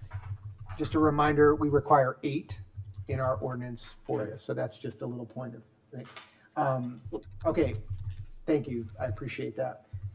Secondly, I just want to apologize to Commissioner Sarver if she thought my comments were directed at her in terms of picking and choosing businesses, okay? That's it. We get a lot of people, including my kids' friends, who say, how come we don't have a Chick-fil-A here? Right. And that's exactly it. So, I just want to make sure that we got that, of course. Okay, thank you, Mayor. Yep. Rob, So I also want to clarify one thing, and I appreciate the question, Chris. My concern is also just the nature of the stacking and the layout of the drive-through. So even though it can go to 40 to Saratoga, the way that this property is laid out and this drive-through stacking is laid out, once you start that curve beyond the 21, 22, there's no way for cars that are entering from 2 of the 3 entrances, so the Ogden and the Linscott, they can't get into the into the drive-through anyway. So then they'd have to go back around and go around to Saratoga. So the Saratoga would be the only entrance once we get to the drive-through curving. And my experience was, both times I was out there, it was the Dutch Bros in Melrose was already beyond that point. So that I just wanted to make sure I was clear with where I'm coming from with the concern. Yeah, okay. you good? Yeah, I think I'm good. I'm not sure that's exactly right, but Is go- Linscott one way? No. I think that's the question. I think that's what we're trying to figure out. I don't think I don't Linscott think is Linscott's one way. one way. Okay, so would they be I don't able think to- it is either. I think it's 2 ways. So they would be able to get in through Linscott then, Yeah. correct? Yeah. Well, they could get in, but the point is, I don't think they could get into the queuing if the drive-through gets beyond, 22, 23, 24 cars, because it just doesn't, the cars can't turn sharp enough to get into it at that point. They'd have to go back out and go around to Saratoga. Rob, I think we've got, we run a little bit of a risk here of having 7 non-traffic engineers engineering traffic. Yeah. So, Well, no, that's just, and that's why I'm asking for more time, and I'd like the petitioner, I want the opportunity for them to give me more information. That's really what I want. That's why I'm not at BS. I hear you. So I'm trying to get to a spot where there's a clear understanding of what's needed. Yep. More information's a little loose because we've got quite a bit, right? So if you were looking at Specific information, thank you, thank you. if you were looking at what I think I hear you really asking, and if you jump in if I'm doing this wrong, but your experiences suggest much longer wait times, like 20 minutes. And so if there was modeling done that showed what the resulting stacking would be with like 20-minute kind of wait times, would that at least show you the picture you needed to see? 100%. I'm fine with 17 minutes because that's what I saw both times, and I think that's a good average. Yeah, absolutely. Thank you, Mayor. All right. Martin, did you have anything? No. Mike? Yeah, so just a curiosity question from staff and maybe just thought going forward. It occurs to me that this vacated alley area, in this plan, the alley essentially is still there. And so I guess one of my curiosity questions would be, is there a way that this plan could be approved in a way such that the alley wasn't being vacated? So when you say the alley's still there, I think you're speaking to the functionality of connector roadway between Linscott and Saratoga, Right. correct? We have approached similar situations in a different manner with licensing or leasing of spaces. So it has been done. It might be able to be done if directed by the council. But we would like the opportunity to better understand how that would affect some of the other technical issues related to setbacks, parking requirements, and those types of things. I'd be interested in seeing what that looked like. Thank you. Good question. Leslie, anything else? All right. I do not have anything. As I said before, I was satisfied with what was here. My primary concerns were pedestrian related going into leaving our last meeting, and I felt like those were more than adequately addressed. So I still think it sounds like we have a couple of people who are uncomfortable yet tonight, and so I'm wondering if we ought to table this and allow some of those specifics to get answered. Would there be a motion to table this? Can I just ask a question first? Sure. And I appreciate it if some of my colleagues want to take some more time, and it's not indefinite, but that we have some more time to think about things. I'm fine supporting that, would be happy to make that motion. But I guess I haven't heard whether or not there's actually opposition to the vacation motion. I'm not going to vote for anything related to this project until I have my questions answered. That's one thing. I'm just not clear on that. That's a fair question. But I'm happy Yeah. if it's a matter of a couple of weeks, and I'm sure that's not going to make everybody happy, but it's a couple of weeks. I can support that just because. Don't take this the wrong way, but the lack of anything other, I think I would call it for professional courtesy. I'm happy to do that. That's a fair question. Rob and Tammy, kind of over to you. What I was reacting to and suggesting that maybe we should table this is, it sounded to me like both of you indicated this is the subject before us that we're talking about right now, which is this vacation, and that tonight you were not comfortable to go forward on that. So it was in that context that I was suggesting that. Is that accurate, appropriate? Rob? Yes. Okay. Yes. I appreciate the clarification. That's good clarification. Well, Yes. nope, just Yep. my own head. Nope, thank you, Commissioner. Understand. Sometimes you don't want to do something you think you need to do. All right. No, thank you. Mayor, just procedurally, I just Please. want to make sure if the petitioner may be requesting for further addressing of the council, if that would please the mayor. That'd be fine. Absolutely. Commissioner Rowe, Commissioner Sarver, it sounds like we're concerned about the queue time. We went ahead and also studied extended queue times. Specifically, Commissioner Rowe, based on your experience at Dutch, we ran the similar timeline based on your timeline at that Dutch on our site. And Justin, can you give them the results of that? So when we're looking at a roughly average of 17 minutes, and I kind of want to take a step back here. So when I had first referenced that 5 minutes, it was an average across what each car would be typically experiencing. So because it's an average, you're going to have some cars who are experiencing longer queue times and other cars that are experiencing lower queue times. So if we're taking 17 minutes as an average, the projected queues we would get at our site would range between 26 to 33 vehicles. So that is still wholly contained on the site without any spillback to the adjacent rights of way. And if I could be civil, Mayor, maybe the traffic engineer could explain the issue of the basically merging of the queues with cars coming in from 3 different points of entry, and to Commissioner Rowe's sort of line of thinking, how would that work when they're all trying to enter a full queue there at that point. Yeah, so I think this is a site plan that's up here depicting stabilized conditions. During stabilized conditions, we would expect the queue to never spill back out of the actual drive-through, so never queue past the 20 spaces. We've heard a lot of discussion over the past couple of meetings about this short period of time when the store first opens, when there might be more traffic than normal, and then a drop off to stabilized conditions. So during that grand opening or short window of time when the store first opens, there's been coordination with the village to come up with a traffic management plan to handle that increased traffic. So during that grand opening period, the vehicles will be funneled in through Saratoga and managed through the drive-through with a capacity of 40 stacking spaces. I just want to interrupt. That is actually something that is under review still, and staff has not agreed to actually requiring an entrance from Saratoga, because that is actually a concern of the council with conflicts at Saratoga. So I was just asking if in the stabilized conditions under this site plan, the queuing did happen to extend past the cars that are shown, would a merge operation be taking place? And how would that happen?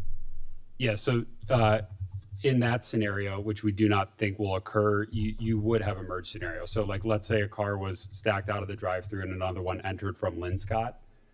The vehicle that entered from Linscott would have to wait, 10, 20 seconds to merge into the drive-through, as you typically would in most other fast food restaurants. Thank you.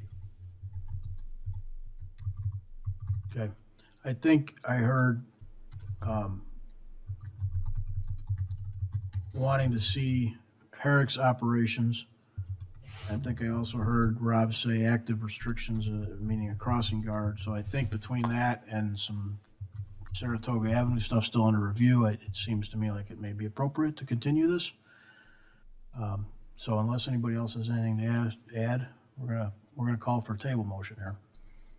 Martin, you look like you're jumping. Sure. Do you have a date in mind, or do you want to make it uncertain? Staff have a preference? Yeah, I guess I'd see if anybody has a preference. If not, I'm thinking this Herrick thing means mid-September. So, perhaps we should get enough time to have sort of Herrick stabilized under some new conditions. So perhaps a couple weeks out. They start August 27th. So what if we said September 22nd? No, it's gonna be too late, 15th. Yeah, 15th is the. 15th. I'm fine with the 15th. 15th work for you guys? Cloud said 15th. Can we do the 15th and still do a date uncertain? Does that help? A date uncertain would give us even more flexibility. Yeah, we can certainly do Yeah. that. So why don't we target the 15th but do it uncertain? Well, we can always change it. Yeah. It's not mandatory. It's just, the only reason I'm suggesting a date certain is so that it doesn't.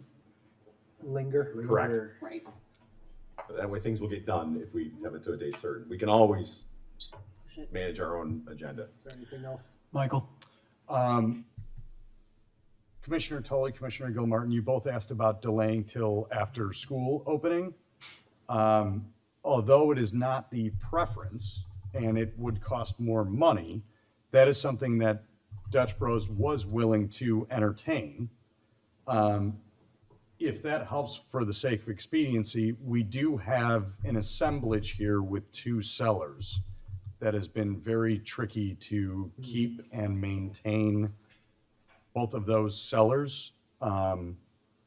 So anything we can do to keep moving this along, I would very much appreciate. So for that reason, the 15th sounds good. So we'll keep this on track. We can always act sooner, or we can adjust that if we need to. This isn't, these aren't stone tablets from Mount Sinai. This is so we keep it on calendar. We keep moving forward, because I think we owe it to everybody to keep moving this forward. So with that, I will move to. I'm sorry. Yeah, sure. Because I just something I heard there. Me too. Was interesting. So there is a willingness to delay to the summer start. There's a value proposition on the TIF outlay that has to be dealt with. Yep. But assuming that there is a willingness, I think my only concern is just timeline. Yeah. So if some of these Right. concerns go away and we feel more comfortable, then I think I would feel comfortable suggesting let's delay until after school. But there is pressure from Understood. ownership of the current assets. And all that can be further explored in the next 2 weeks or sooner. Mike? Just wondering, so if this makes a difference to Rob at all, or to Tammy, the idea that if this were a condition, that we were putting it onto it right now, would that make a difference to you in terms of saying yes to this vacation? Not tonight. Not tonight. No, they're gonna make this. Okay. No, Just- and then one additional question is the information that was just presented about the extrapolation for the 17 minutes, was that included in any of the information that we were provided for tonight's meeting? No, it was not. Okay, I just didn't recall seeing it. And if you wouldn't mind just putting that up front for us so it's easy to find in the packet. Sure, I can definitely do that. And then there were also, Commissioner Rowe, you requested info on 2 schools that Yes, are sir. adjacent to Dutch. I believe that was included in the packet. It cites 2 locations in Texas that are adjacent, basically on campus, one middle school and one high school / education campus. So All right, I'll go back in, Mike. I appreciate it. yeah, don't I made sure there were 2 examples, one of a middle school, one of an education high school campus, so you have both of those. Okay, I'll go back in and look again. Thank you. Thank you. Just to clarify, we were trying to go 2 weeks. If we go to September 8th, that's actually 3 weeks from now, so we don't need to go to the 15th.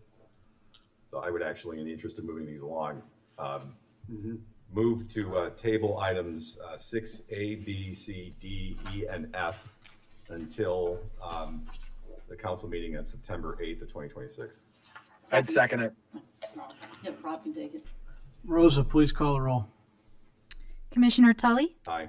Commissioner Rowe, Aye. Commissioner Sarver, Aye. Commissioner Davenport, Nay. Commissioner Gilmartin, Aye. Commissioner Sadowski Fugit, Aye. Mayor Barnett. Aye. Motion passes 6-1. All right, that changes our agenda this evening a little bit. Thank you all for being here, and thank you all for your patience as we work through this stuff. I hope what people are seeing, whether they like the outcome or not, is a pretty diligent council trying to listen and take a lot of input and move the pieces as best they can. So with that, we'll move on to our first reading. This is the portion of the meeting where we take up subjects for discussion, but not for action. These are items we do not plan on taking any formal action this evening, although I guess we are planning to, sort of. Not dissimilar from the last meeting where we accepted a report. We may just do that tonight, but Dave, let's hand it over to you. Table that. We have one item on tonight's first reading, so the intent tonight is to do a first reading and come back at a future meeting on a motion to accept the attainable housing study. So a normal process there. This is a priority action item identified by the Village Council. We engaged the Metropolitan Mayor's Caucus to prepare this attainable housing study under their Homes for a Changing Region program. We have a couple of introductions here tonight from the Metropolitan Mayor's Caucus, Ben Schnelly and Nancy Furfer, and from one of their partners on the Homes for a Changing Region program from Brick Partners, Gene Hornstein. So I believe I'm handing it over to Ben. Welcome.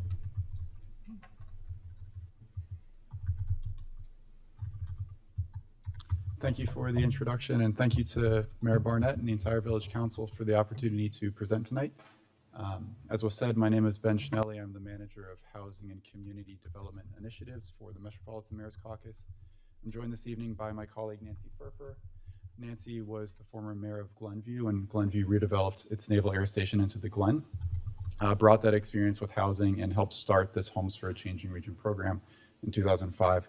I'm also joined by Jane Hornstein of Brick Partners. Brick Partners is a sub-consultant that we work hand in hand with on this project, and Jane herself brings many years of experience in this housing field. Tonight, we will briefly walk through for about 15 minutes or less an overview of this attainable housing study, and then happy to answer any questions and discussion after that. A little bit of background on the program. This is a program provided by the Metropolitan Mayor's Caucus, which is a nonprofit membership organization that represents and serves municipalities across the Chicago region. Sort of like a Chamber of Commerce supports its member businesses, we support member municipalities. We have worked with 70 communities across the region over the past 20 years, including many in DuPage County.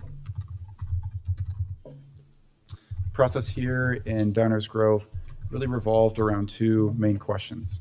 The first is, what are the top housing needs in the community as the community defines it? And then second, how have communities like yours addressed some of those needs in a successful way that could be replicated in Downers Grove? So for the first question, we utilized a kickoff meetings, community survey, and focus group meetings. The advisory group for this process was the village's Planning and Zoning Commission. In that kickoff meeting, we walked through data with them, and they told us everything that the data cannot tell, because we know the data only goes so far in understanding a community.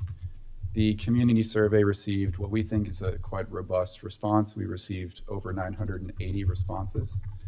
That's detailed in much more detail in the report than we'll get into tonight. The focus group meetings engaged about 20 individuals with a variety of perspectives: school districts, local employers, both big and small, housing developers, faith-based organizations, and local nonprofits. After these steps, we convened what we call an expert panel, where 4 individuals talked through some strategies that they have personally had a hand in, and shared advice with the advisory group. That advisory group also told us as a team their thoughts on these strategies, which helped us refine the strategies before putting them in the final report. So I'll start with one slide here on our key findings in terms of data and community input. Rather than read everything that's on the screen, I'll mostly point out what is similar between Downers Grove and other communities in DuPage and what is different. So the first key finding was that there is unmet demand among seniors for downsizing options in the community. This is similar between Downers Grove and DuPage County. You're experiencing a similar rate of growth in your senior population. We do note it as a key finding because about 1 in 5 survey respondents who are 65 plus said their current home will not meet their future needs. Our second key finding was that Downers Grove has a shrinking supply of starter homes for first-time homebuyers. Again, this is similar to your peers in DuPage County. We note this because this was the top priority that was listed in community survey responses. This had the most consensus among residents in terms of what additional housing types are needed. The third key finding was that many renters in Downers Grove face challenges affording their housing costs. This is one key finding where there are differences between Downers Grove and DuPage County in the Chicago region.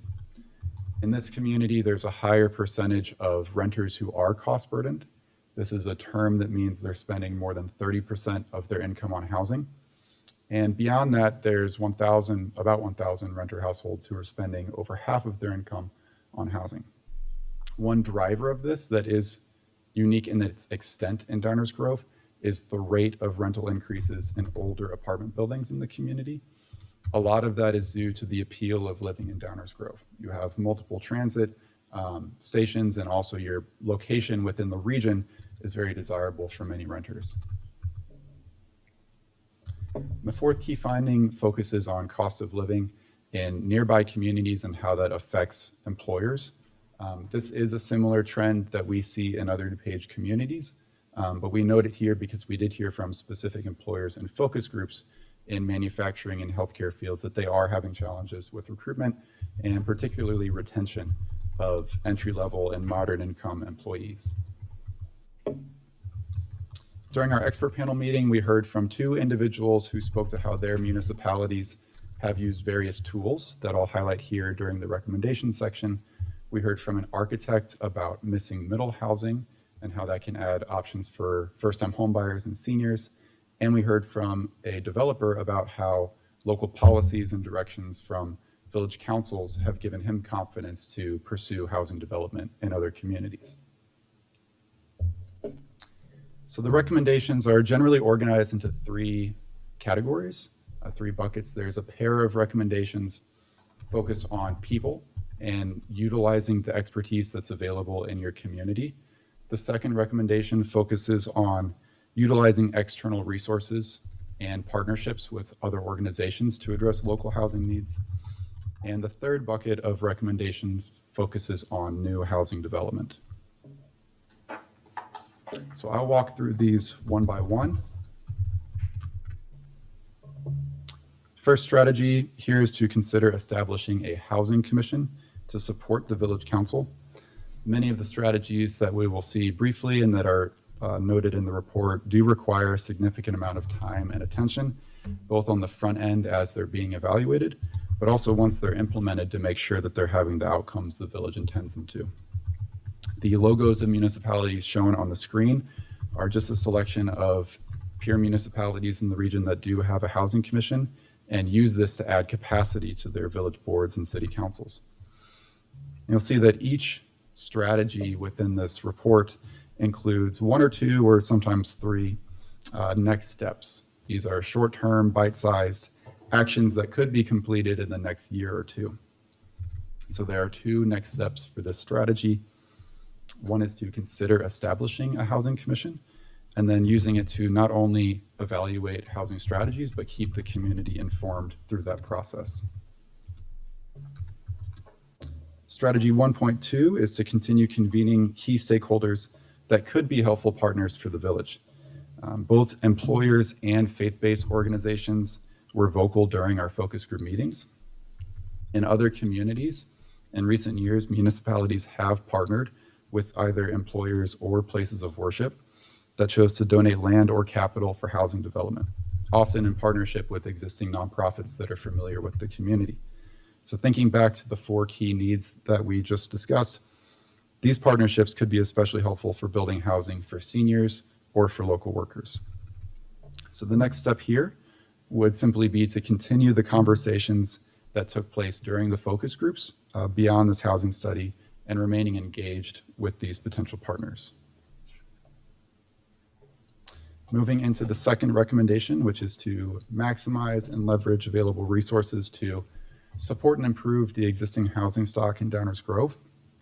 In strategy 2.1, we're looking at an assortment of programs offered by area nonprofits. There are 2 DuPage County specific organizations, Home and Habitat for Humanity, that provide down payment assistance and grants for home repair and accessibility improvements. One organization, the Northwest Housing Partnership, may be new to the Village Council. They are based in Schaumburg. They recently expanded their focus to include DuPage County, and they have a few unique programs that are outside the box. Their older adult home modification program coordinates a nurse, an occupational therapist, and home repairs, all at no cost for income eligible seniors. And the Senior Handyman program is available, bless you. Thank you. The Senior Handyman program is available for seniors of any income and operates on a sliding scale. So those with lower incomes would pay nothing, and those with higher incomes would still just pay a very small hourly fee. One other organization I'll note here, the Community Investment Corporation, or CIC, is especially relevant based on the trend that I noted of rising rents in older apartment buildings in the community. CIC's Opportunity Investment Fund provides below market rate financing to not only improve the quality and invest in older apartment buildings, but also preserve a portion of those apartments as affordable over the long term. So all of these resources are immediately available in Downers Grove, with the exception of the Senior Handyman program, which would require some additional funds either from the village or a township or the county or a nonprofit to expand its service here. We did hear that DuPage County offers a similar handyman program, but it's currently staffed by just 1 handyman. We heard that during the focus group, so there may be potential need for a program like that. Strategy 2.2 is to coordinate with county and statewide housing agencies. The reason this strategy matters is that housing construction has become much more expensive in recent years due to both labor and materials. And one way the village could help respond to this trend is by staying engaged with DuPage County and DuPage Housing Authority about federal funding that they administer and asking how these funds could be used in Downers Grove. An example that highlights a potential use is shown on the screen. Hart's Place in Arlington Heights. This is a development that was discussed during our expert panel meeting. That development offers 18 apartments for people with disabilities. And that development layered funds from Cook County and from the Cook County Housing Authority and from state funding. And that layering helped it pencil out. So the role for the village could simply be meeting with staff at DuPage County and DuPage Housing Authority, discussing what those federal funds are currently used for and how they could be used for housing in Downers Grove, and then monitoring funds available by the state's housing authority, and in the right time, at the right moment, if a developer is interested, helping making those connections. Strategy 2.3 is to consider a rental inspection program. This is a fairly common, well-established tool that's used by dozens of municipalities across the Chicago region. But we did hear from Village Code Enforcement that there are little to no issues with apartment buildings' exterior maintenance. But we heard anecdotes in the survey from renters about interior conditions of certain apartments. Of course, not all apartments. And so we're careful to use the word consider here, because an inspection program would be a big undertaking in Downers Grove, considering the number of apartments in your community. This is part of why we highlighted Addison's inspection program in this report. Their program is structured to incentivize proper maintenance and also minimize unnecessary inspections. So as shown on the screen here, properties in Addison that pass inspections with flying colors are exempted from license fees and inspections the following year, while properties that score lowest on inspections must pay for a second inspection within that calendar year. So the next step for this strategy would be to learn more about this potential strategy, speaking with staff at Addison or other communities that use an inspection program, learning what their program costs, what staffing is needed, and then as a village considering whether the benefits of a program like this outweigh the costs. And strategy 2.4, wrapping up the section about the existing housing stock in Downers Grove, is to establish a demolition tax to discourage teardowns and generate income for local housing efforts. This approach is used by a small but growing number of municipalities in our region. It includes Highland Park, Northbrook, Arlington Heights, Oak Park, and Lake Forest. Each of these communities place this revenue into a housing trust fund, which is a local fund that is controlled by the village board or city council and often advised by a housing commission. And housing trust funds are then used for either home repair or gap financing for new development, or in some cases, even preserving affordability in older apartments. And as with any tax, this is a policy decision that is certainly best fit for the village council to consider. Moving into the third recommendation of this report, which focuses on new development, and in particular, it focuses on following through on recommendations within Downers Grove's Guiding DG Comprehensive Plan. Now, if implemented, these strategies from Guiding DG could make a meaningful difference in addressing all four of the key housing needs, adding downsizing options for seniors, first-time home buyers, as well as housing that's attainable for local renters or the local workforce. And so throughout recommendation 3, one common theme that you'll see is our team looked at the vision laid out in Guiding DG and compared it to existing zoning regulations. Then we offered recommendations when zoning could better align with the comprehensive plan.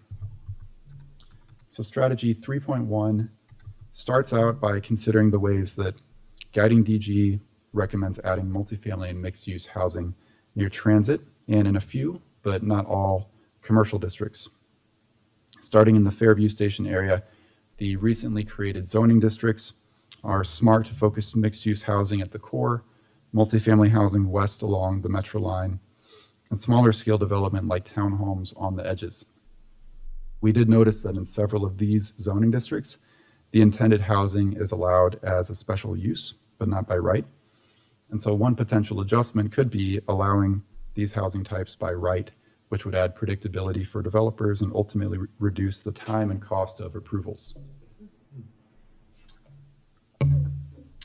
Turning to the Belmont Station area, Guiding DG lays out a handful of sites that have potential for mixed use or multifamily development. We noticed that these sites are currently zoned for either manufacturing or general retail.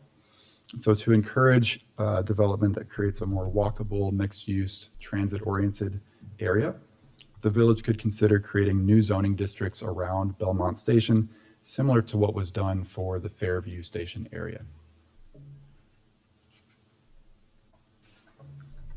Turning now to the Grove, which, as noted in Guiding DG, is a tremendous opportunity for the village, but is also quite complex. During the expert panel meeting, we heard from a city planner in St. Charles about their community's redevelopment of the long vacant St. Charles Mall into what is now Prairie Center. Now, while no two sites are exactly the same, we think that there are some insights or lessons learned from their process that could be useful here in Downers Grove.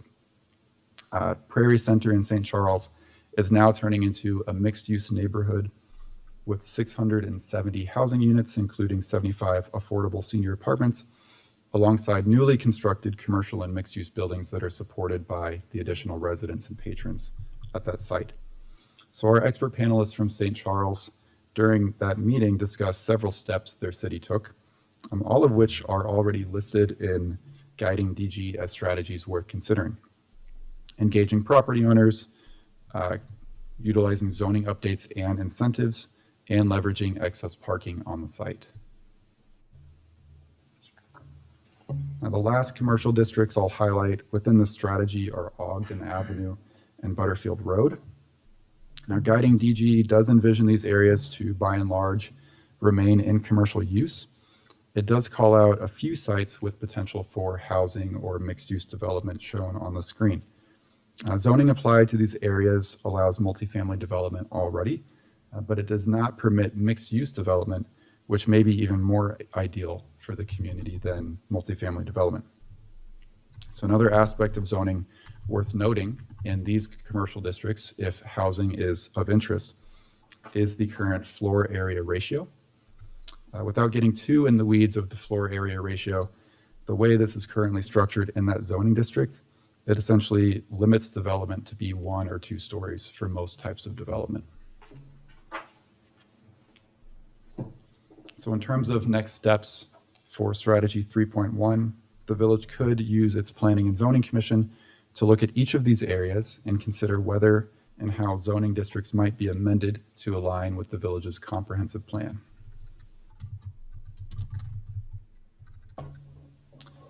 Moving into strategy 3.2, which is to update regulations for accessory dwelling units. These are secondary homes on a property.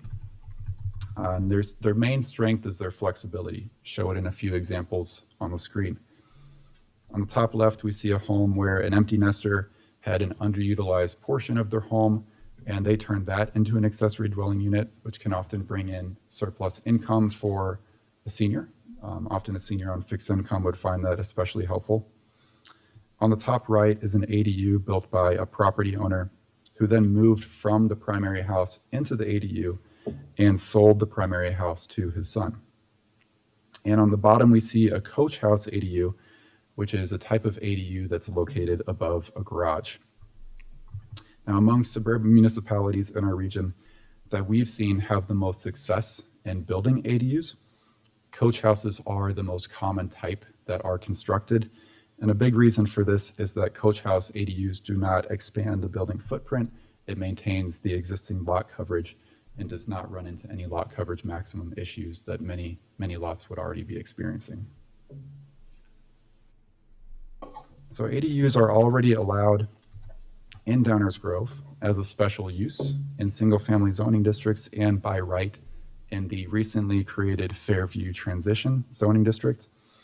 However, there are a few ways that the village's zoning regulations could offer more flexibility, including allowing more types of ADUs, removing requirements related to family relation, age, or physical disability, and offering a by right allowance rather than a special use allowance.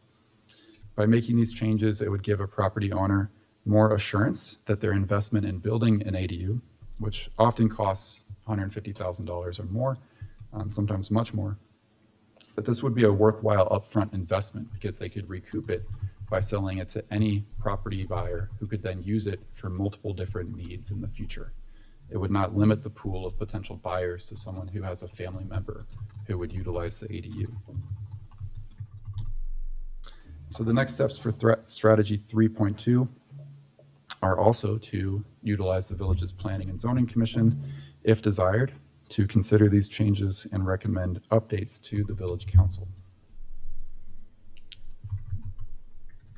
Moving along to strategy 3.3, which is to allow the development of missing middle housing, keyword here, in select areas. This term, missing middle housing, comes from the fact that these housing types are in the middle between single-family homes and larger apartment buildings. They have the same size and feel of a single-family home and features like porches that enhance the design, but contain multiple smaller homes within them.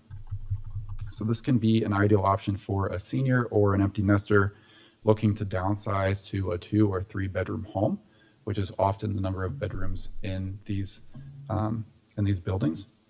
Could also be ideal for the younger couple or individual who wants to buy a home, can't yet afford a 4 or 5 bedroom house, but would be happy buying a 2 bedroom condo within a missing middle housing building. A very, very important message shared by our expert panelists on this topic was that not all areas are equally suitable for missing middle housing. Missing middle housing is generally best suited for areas within walking distance to transit or amenities.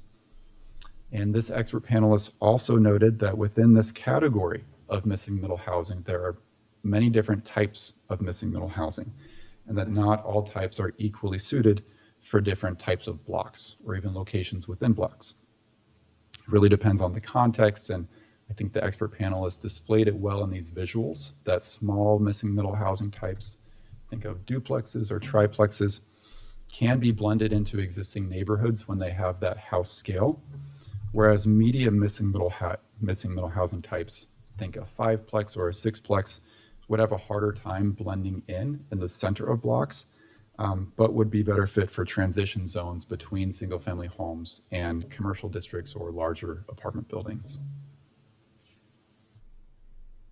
So one initial step that the village could take here is to review zoning regulations among municipalities that have allowed missing middle housing in their communities. And then the village could also utilize its Planning and Zoning Commission to consider a few key questions, which we usually think of in terms of a chronological order, starting with where in the community may be suitable, then thinking about what types may be allowed in those areas. Then after that, considering an approach to zoning, using an existing zoning district and modifying it, creating a new one, and then testing whether certain regulations from a visual perspective, from a visual exercise, would enable missing middle housing, or if they would be a deterrent. Turning now to strategy 3.4, our final strategy, which is to explore an inclusionary housing ordinance. This is a local ordinance that leverages the private market to add affordable homes within otherwise market rate developments.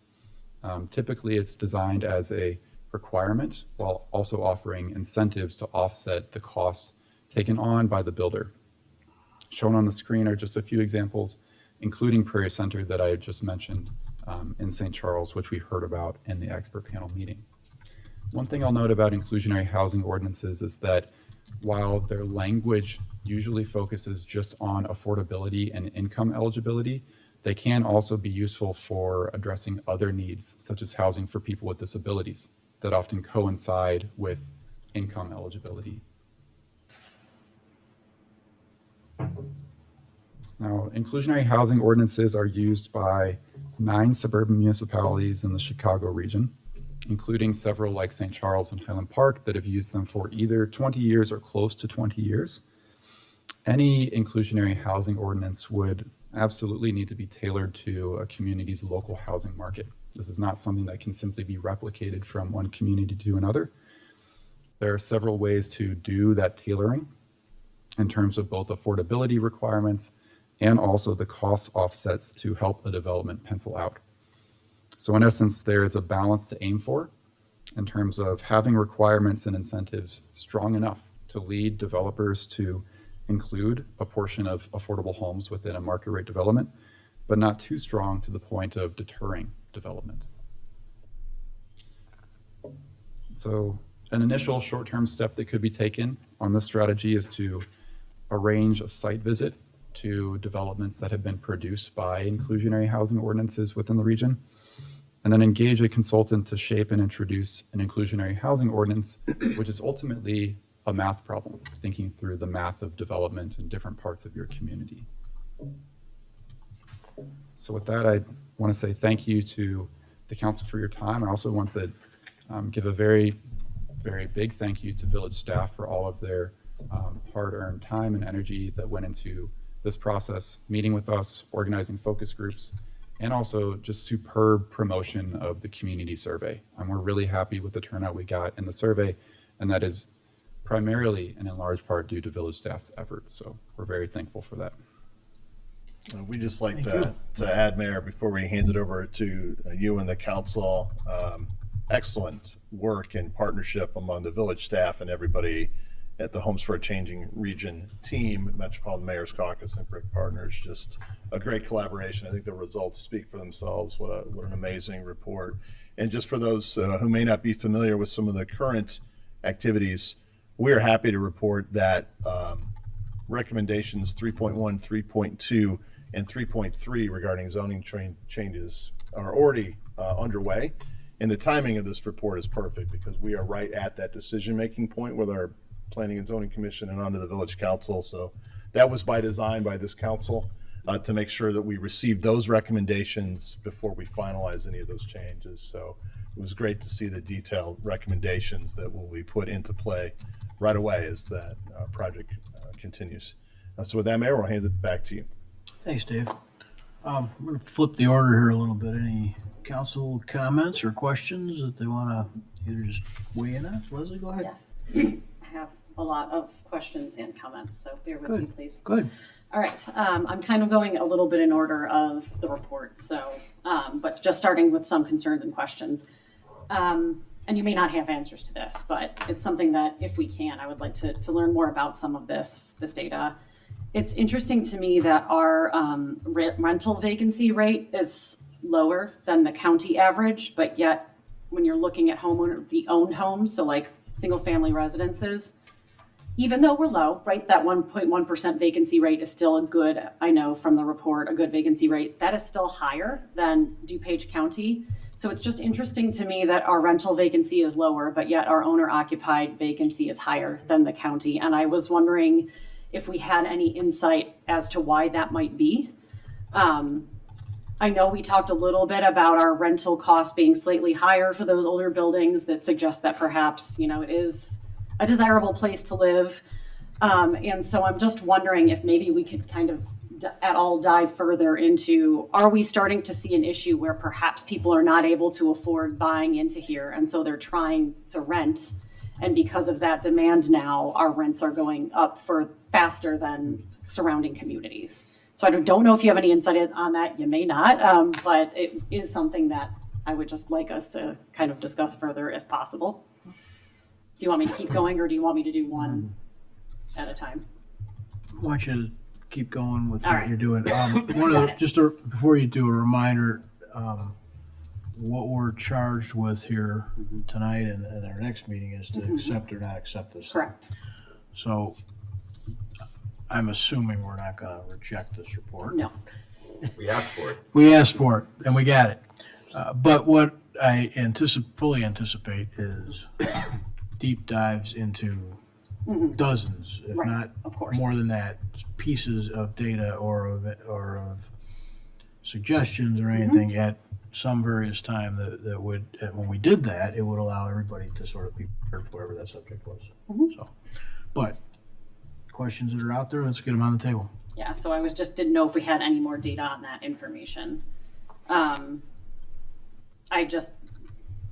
It's interesting to me that our households are getting smaller, and yet a lot of the homes that are being built are larger, and so that perhaps could contribute.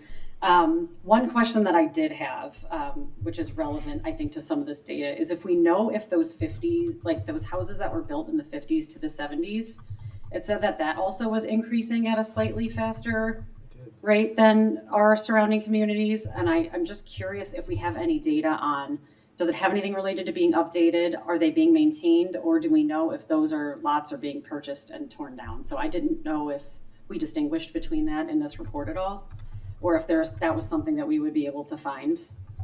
And just expressing my interest that our renters are more cost burdened than average, that feels concerning. And that if you really dig into the data that was provided, which was excellent, we see home costs skyrocketing and yet wages are stagnant. So it just interesting there.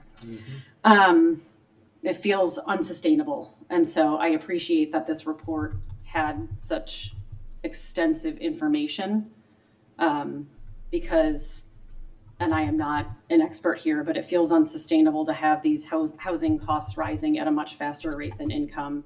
We're seeing an aging population, which is a concern in housing. It's a concern for healthcare costs, all kinds of things. But, you start thinking about potentially do we have seniors giving money to their kids for buying some of these houses, and now they're going to be on an even more fixed income than they could have. So it's just, I appreciate the amount of data that was in this report, because it really helps us to consider some of those things as we're moving forward. I will say that as somebody that works in the healthcare workforce realm, housing for entry-level healthcare like CNAs is brutal. And I can tell you that there are examples from Bozeman, Montana to Martha's Vineyard where there are public-private partnerships that are being entered into because they need to be able to have housing for their staff. So it is a little bit concerning to me to hear that, especially within the healthcare sector, which we know is a large employer here in Downers Grove and is about to get larger if Lurie's does in fact come in.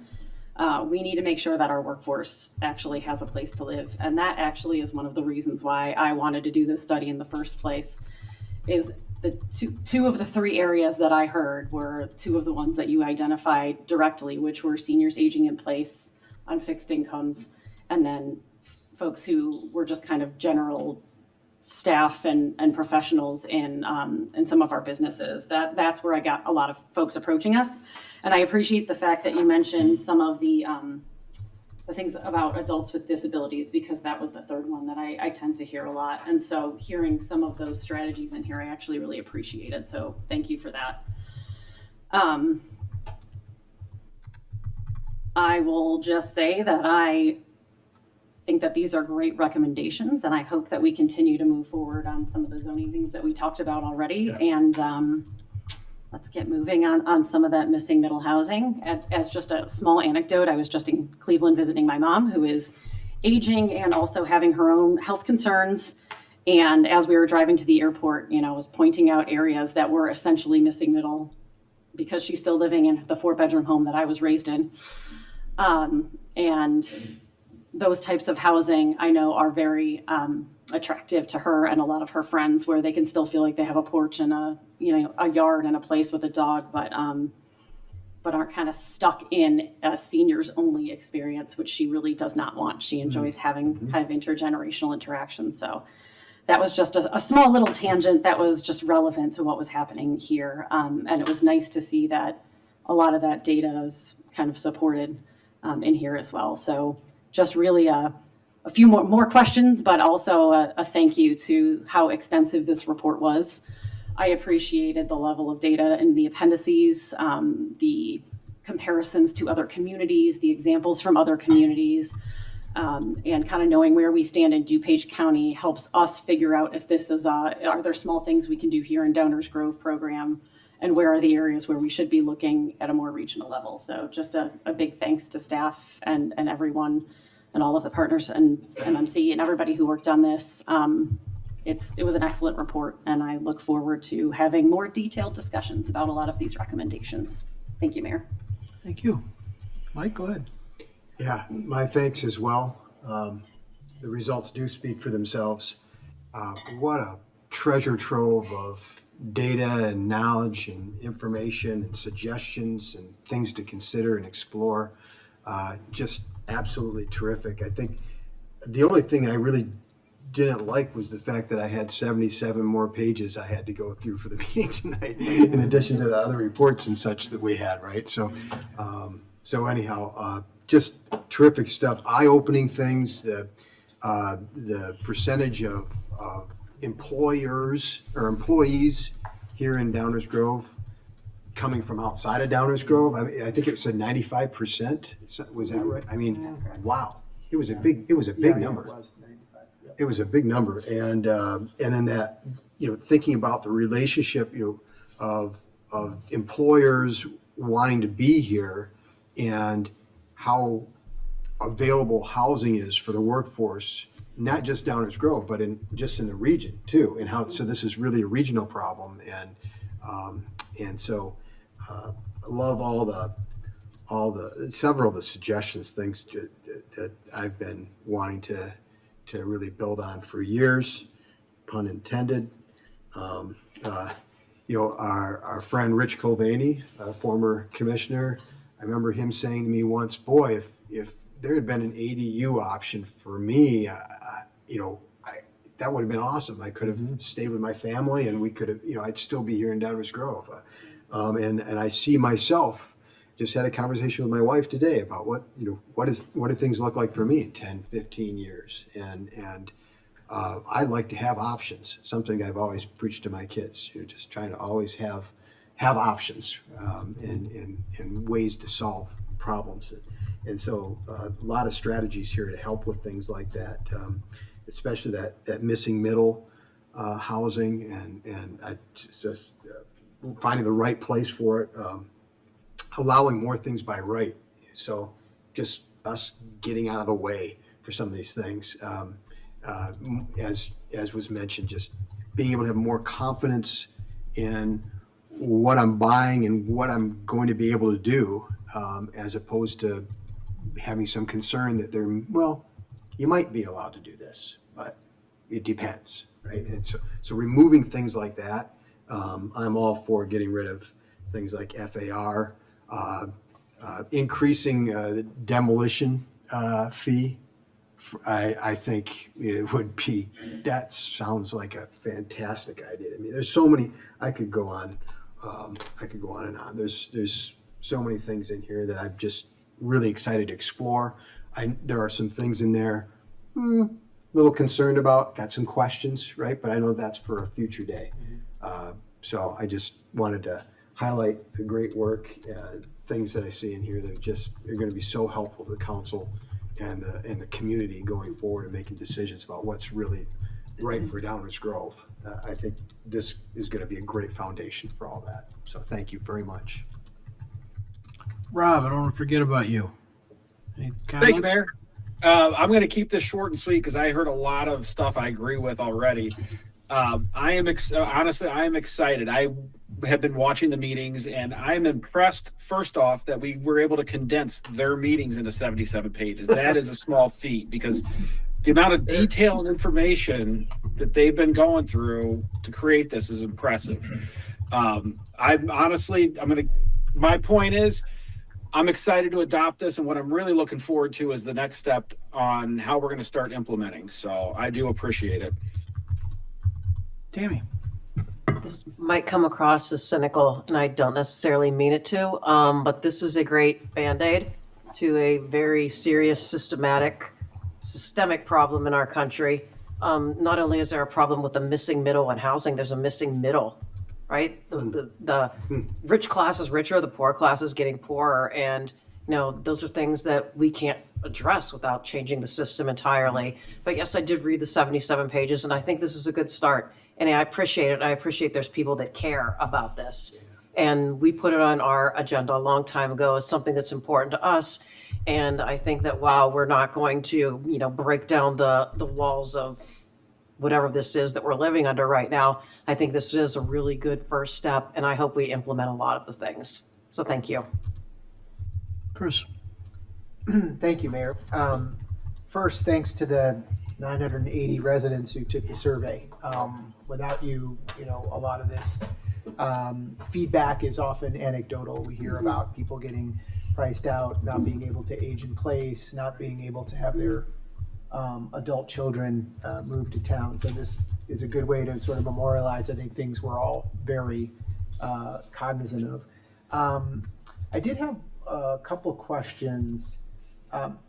You mentioned that the median rent was up sort of 5% year over year since, I think, 2010. Do you have a sense of how that compares to our neighbors? We do list that in the appendices. Okay. I don't have that off the top of my Okay. head. We made that comparison more so to the county and the region. County and the region? Yeah. Okay. All right. I must have missed that. But Thank you. it is higher than the Our county. rents are higher. Specifically the rate of increase year over Right. year in older apartment buildings is higher. Okay. And you mentioned sort of that being, as Downers being sort of a desirable place to live, and that's what you did, okay. Which I agree with, don't want to make sure. For the record, yes, thank you, Martin. The one thing, so I watched the PZC meeting, you guys came and talked, and that was really great, and appreciate that, a lot of feedback, and it was so great to see members of other communities and how they're addressing this. You touched on it here, but there was a real robust discussion in that. So I recommend anybody to go watch that to get a good handle. It was a great discussion. One of the things I've noticed about this is it's very much municipality to municipality. And I wonder, have there been, and certainly county I'm sure is addressing, but have there been places where municipalities have joined together to address some of these things? I mean, we have such a dependency on our neighbors, and our neighbors depend on us in terms of providing housing for folks as well. I'm wondering if there's been any sort of efforts or studies around how more regional approach or multi-municipality approach have been successful in this. I've been super encouraged seeing sort of these different buildings. Glen Ellen put one up not that long ago, and some of the other examples that went through. You showed one tonight. Those take seemingly a long time to get going, and they seem to be sort of spot approach. And I'm just wondering if there's any experience with sort of coalitions between municipalities. Certainly, if it's fair to answer that question yeah, absolutely. now. I have a few. I'll also see, yeah. Great. I can give you one example. There are 5 Northwest communities with Arlington Heights, Palatine, Rolling Meadows, Mount Prospect, and Buffalo Grove. Thank you. That they worked together, and they actually created a handyman program, which was taken over by a nonprofit. But they worked together, pulled some tiny bit of money, it wasn't even that much. And this was geared towards seniors who, when they have sometimes just simple home repair programs. Like a single woman who has a leak in her faucet and I don't know what to do, and I don't trust anybody to come in my house because who knows what they're going to do to me. And so they got together. They hired one handyman that they vetted, and then they had a rolling fee system. It's a great program, but they did that working together. One of the communities had done it alone. And when they told the others about it, they said, oh, that's great. Why don't we do it together? And it really was very successful. And now it's the Northwest, which nonprofit is doing that one. They do it. It's one that's available to you to use, I think, as well. But anyway, so that's just one example. And there should be more. We're trying to encourage more in other places as well. And then the townships and counties are trying to do it, like DuPage is trying to do some, bring communities together, and I think that's really important, and you should encourage that with those. So.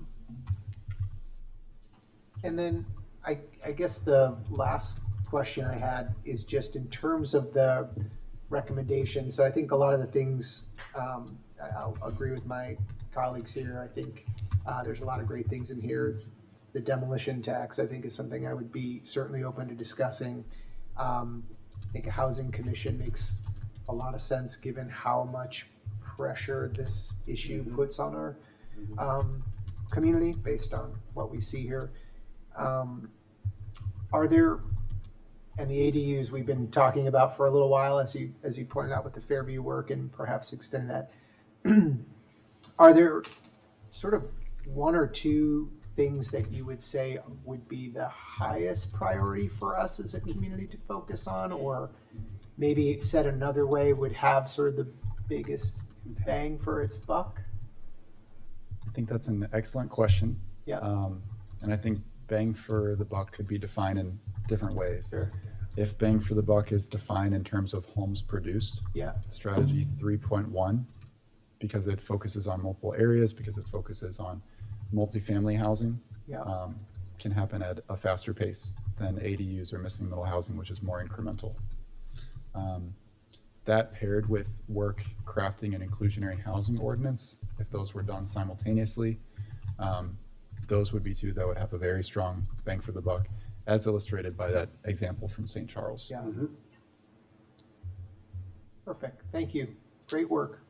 And if I can just briefly Yeah. respond to your previous question about partnerships between municipalities. One other example is engaging employers. That can just be sometimes more efficient for multiple municipalities if there is going to be a convening of employers, for that to be hosted by multiple municipalities.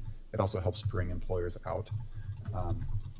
Another is that in the North Shore, a nonprofit was created by Highland Park, which has helped them implement their inclusionary housing ordinance.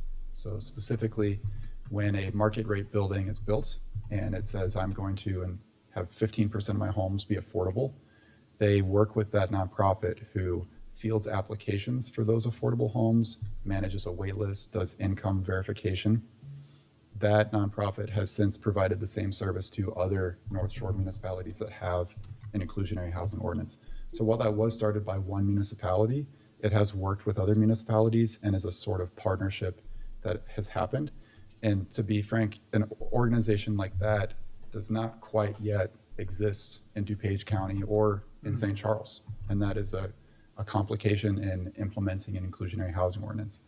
A new nonprofit would not have to be created. It could be a program that's added to an existing nonprofit, but a nonprofit may be more interested in pursuing that if multiple municipalities are considering an inclusionary housing ordinance. That's interesting. And so that sort of takes some of the resource requirement off of the municipality. And they have, I would assume they have sort of a expertise and a system down on how to work that application and screening and all of that. Correct. Very interesting. Thank you. Super helpful. Thank you, Mayor. Martin? Thank you, Mayor. Really appreciated the opportunity to be able to work with the Metropolitan Mayor's Caucus on this. It was something that we were looking at doing, and the opportunity presented itself. The timing worked out. We applied. Thank you for selecting us. That was really a great opportunity that we were able to take advantage of on a timely basis when we're looking at a number of different issues that touch upon this. It's always great to have information, both qualitative and quantitative, when you're looking at these different things. And I view this as an important resource for not only us, but for the community. The survey is interesting. I know it skewed more senior homeowners as opposed to younger renters, but still a good job on the survey. And we always see the predictable conflicts between, we don't want more density, but build more housing with multifamily. So it's kind of can't do both. It's a little hard to do both those things at the same time, but that's nothing new. I was really glad to see that a number of the, and I appreciate what the recommendations and strategies are, is they're informational. I mean, there's things that are out there. These are things you can consider. Not everything is right for everybody. There's lots of things that we bring back from the Illinois Municipal League or from National League of Cities that may or may not be right for Downers Grove, but it's good to know about them. You at least have conversations, and it sounds like the conversation we have at budget time every time about what revenue sources might be out there. And usually we talk about a lot of things that we never do because we have to, at the end of the day, be uniquely Downers Grove. But to have that information and to have that background and have that resource, I think is super important. What I started to say is I was really glad to see how many of the strategies are already aligned with guiding DG. Right. So that's great because we're already doing a good chunk of this. And that's a good place to focus is on what you're already doing, because I would rather do some things well than everything not well. But I will just say that it's a resource, but there's some really big policy questions in here that on similar topics, we took a year and a half to have some very long, lengthy community conversations with people before doing them. So while they're great to be aware of and to have those conversations and to have an idea of where they are working effectively, or at least being able to assess if they're working effectively, is super important for our conversations. I see some horizontal events and conversations here because some of this is it sort of reminds me when the stormwater utility concept came back. That what was a year and a half of conversation before we ended up going down that path, because it was something new and different, and you got to bring the community along with you if you're going to do something, even if it is a good idea. So look forward to more conversations, but thank you very much for the information, and I'm glad that we're not having to vote on any of these things tonight, because we would be here until September 8th. Ever. Thank you. We have something to do on September 8th, I think. That's right. I heard that. Thanks, Martin. I'll echo my colleagues' appreciation for the work and the quality of the work of the partnership. Appreciate that. I had a couple of questions that don't need answers tonight, but maybe if they're easy, that's certainly fine. But if not, some follow-up. One, kind of pulling the string Chris pulled a little bit. The data in here is largely Downers Grove, DuPage County, and Chicago region, right? But DuPage County itself is over 300 square miles. And so as you're trying to benchmark yourself, is there any suggestion from Mayor's Caucus, from Homes for Changing Region, from others who are active in studying and trying to understand this world, what is an appropriate geography to, the partnership in the Northwest is 5 communities. There's 35 in DuPage County.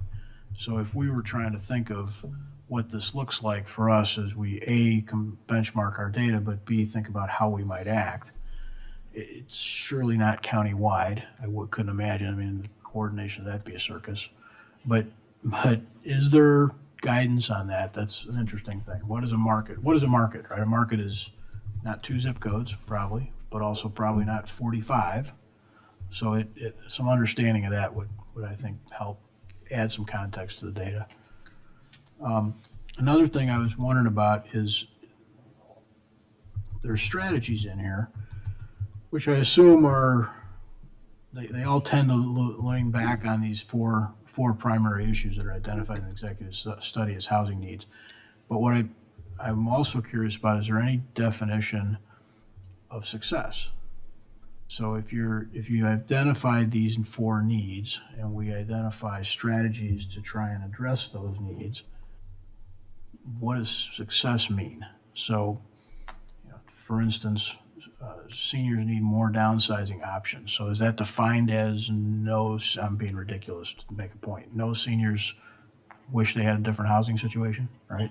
Obviously not, right? But some way of managing or starting to set expectations. If you start doing work, is the work going to produce a result, and how do you know if it's a meaningful result?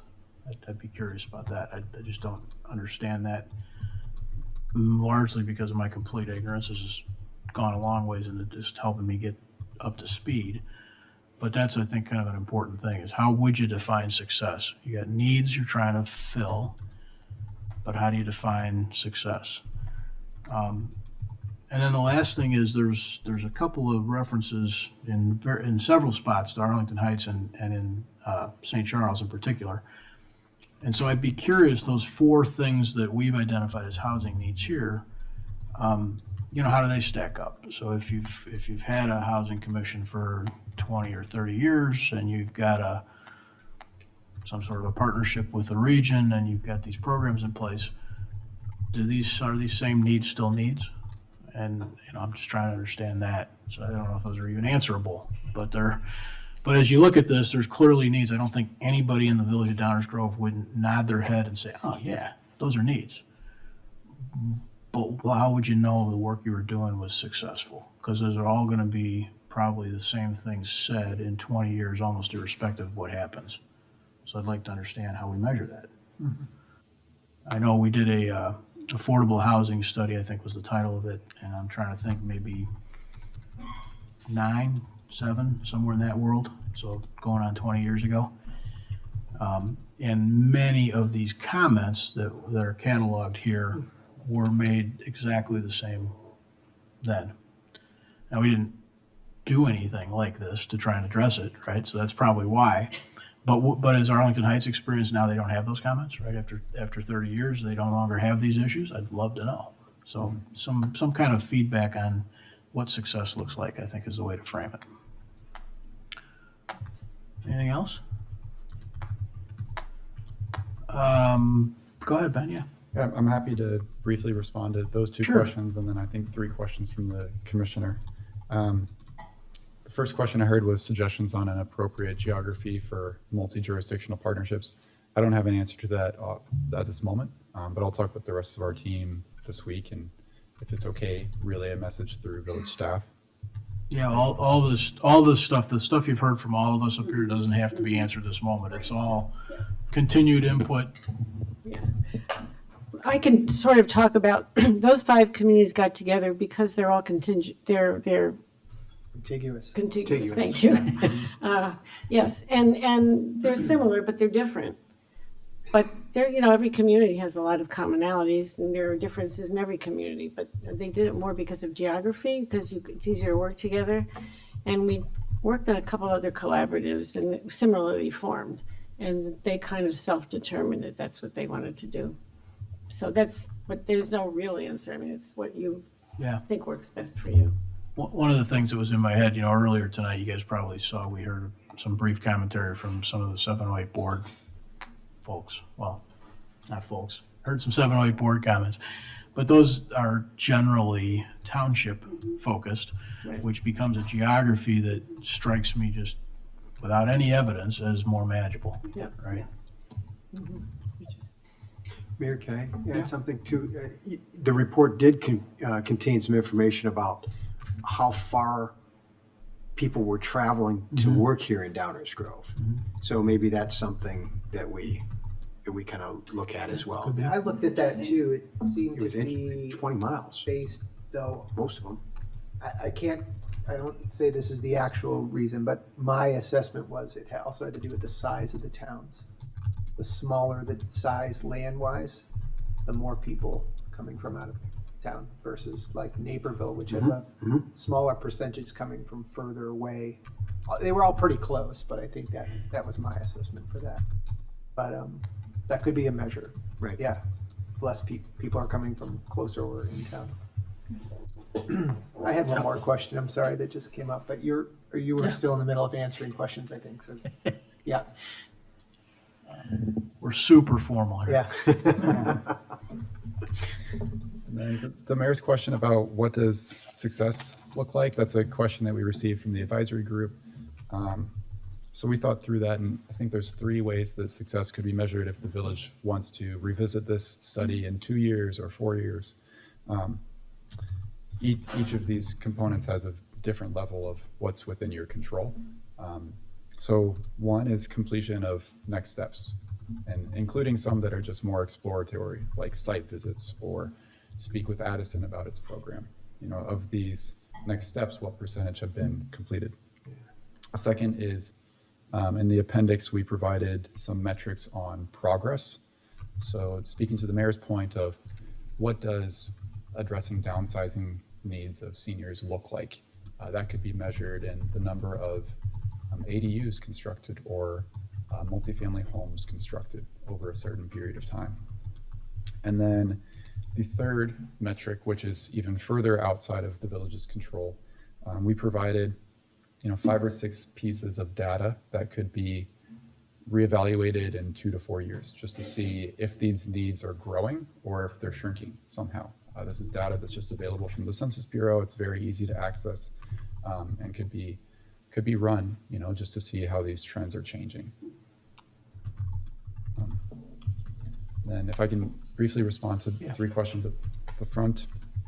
These might be a little more anticlimactic responses to your questions. In terms of the rental vacancy rate being lower than the county and homeowner vacancy rate being higher, one thing I do want to note is that a difference of like 0.2 or 0.3 could just be chalked up to a margin of error difference with Census Bureau data in terms of the homeowner vacancy rate.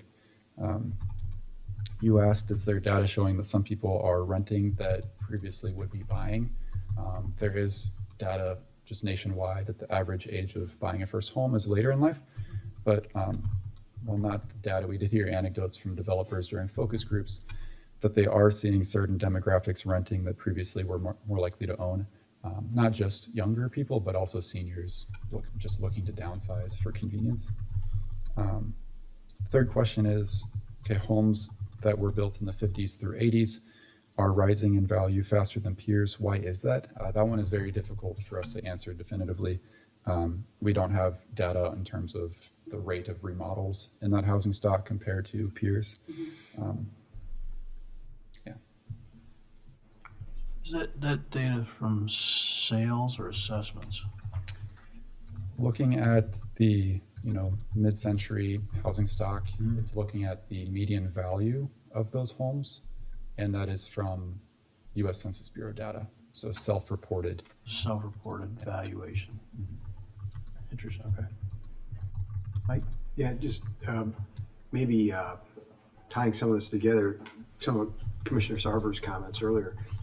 I mean, measuring success here could be difficult. We go and look at data in 2 to 4 years or something, and it might show that we're still where we were. But it could be, we're swimming upstream, we're fighting. I mean, staying where we're at actually could be success. Yeah. And that it's not getting any worse. It's going to be, I think measuring success is going to be difficult.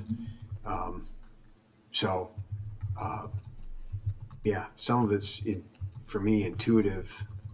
Like, I just know that so we look at more ADUs getting built, or are we getting more middle housing, or are we getting more multifamily in place where there are price points that are more affordable?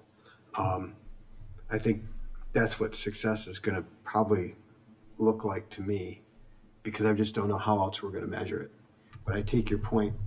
If we're going to, if we do these things, how do we know that it's working, right? And I suspect that it's going to be it's a worthy goal, but it's going to be hard to achieve, my thinking.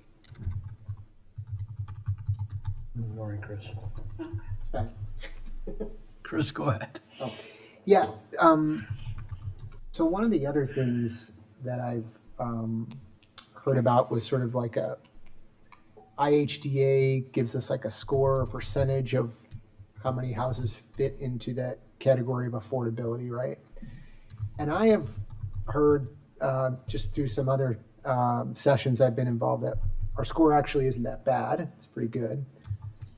But tied to the amount of money, according to this report, that you need to, income you need to have to buy in Downers Grove, it seems to be like they seem to be opposite or sort of counterintuitive.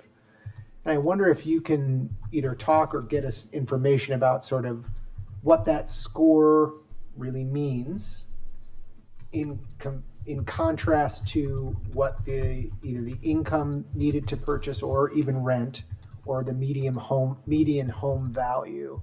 Because it just seemed, based on what I'm seeing here, and I'm looking at figure 2 on page 17, which sort of shows a myriad of employees and their salaries and whether they can buy, rent, or neither. I feel like our affordability is typically around what Westmont, Darien, Woodridge, Lisle is. But according to this chart, we're closer to Oak Brook, Clarendon Hills, Glen Ellen, and Naperville. So there just feels like, and I'm not sure I totally understand why, but there feels like there's a bit of a disconnect between those two. Yeah. I don't know if you can help or get back to us on that. Yeah, I think that's an excellent question. I think we can partially answer that, then we'll go back and maybe Okay. have other thoughts that we can relay through village staff. But it sounds like the data that you're referring to in this housing study is that stoplight chart, the Yep. red, yellow, green. Yeah. And you're asking for an explanation on why that differs from the state's calculation of what percentage of homes in Downers Grove are affordable. Exactly. Some of that could be due to the year data is gathered. So that state calculation is done only every 5 years. It was last done in 2023, I believe, using data from 2021. So part of it could be time. Part of it could also be that Downers Grove has a very large stock of older apartments that are more naturally affordable. So while and that could be a large contributor as to why Downers Grove is not near that 10% threshold that the state considers as a tipping point for a community having too little affordable housing. Sort of buoyed by that older apartment stock in the community. I think to more definitively answer that question and squaring that chart with state data, we just need a little bit more time Sure. to review that. Yeah, that would be great. And then one last thing I thought of as you were just going through that. We attended a DuPage United housing meeting last week, Mike and I and Rob, just to learn a little bit more about some of the things that you're talking about. And in one of the breakout sections, one of the participants, I don't remember her name, but she was talking about it, and her role was to place people in affordable housing. And one of the things she said to me as a commissioner, we were talking about that, was that any sort of capacity or any sort of inventory of housing is good. Not that it all but just this idea that even adding more inventory, not affordable even necessarily, but inventory helps because it then frees up sort of down the line. And I'm just wondering, I hadn't really thought of that perspective before, but not to say we only want to focus on, we don't want to focus on some of these things specifically, but I just wonder if that's a carried opinion in the field of affordability, that just even any stock is potentially good stock. I think there's a 30-second answer and a 30-minute answer to that question. but- Tammy would like the 30-minute. Yes. Next week. Next week. Yeah, I think it's, either implicit or explicit in this housing study that that statement is agreed to. Yeah. From our experience working with other communities, just anecdotally, some communities that have not added the rental inventory like Downers Grove has have had even lower vacancy rates and have also seen similar price jumps in the older apartment stock just because everyone who wants to move into that community is competing for the same older apartment Yeah. stock. That's good. I'll take that. Thank you. Thank you, Mayor. I'd be curious if we could get a little follow-up on Chris's question about squaring up some of those IDA scores. I think there's a couple of things there. One is this table we're looking at here is talking about employees in our community or potentially in our community. And I think the way I remember that IDA stuff, it was household incomes. And so that there's a difference there, right? If we have our communities doubling by people coming here, Yep. whereas IDA might be measuring the people that are already here. But clarifying that would probably be good for all of us because that's certainly a number that gets bandied around and talked about in different contexts. So understanding it'd be good. Anyone else? Ben, before we take audience comments, you got anything else for us? Oh, thank you. I just want to reiterate that we appreciate your interest, and as the commissioner said, we appreciate residents' time in filling out the survey, and definitely appreciate all of the time and energy given by village staff. So, thank you. Thank you. Any audience comments on this?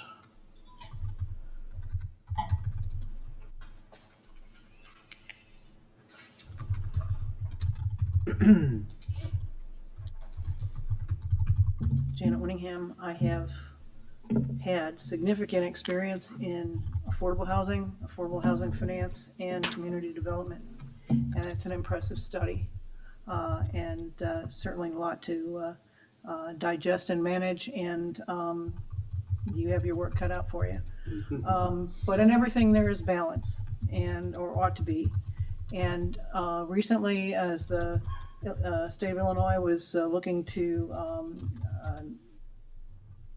strong-arm villages for the BUILD Act, the mayors and managers in the surrounding areas and many residents objected strongly to that proposal, and that partly, in large measure, actually, because it took away local control. But the reasons for objection are valid here, particularly as you look to digest and implement, in some respects, parts of this proposal.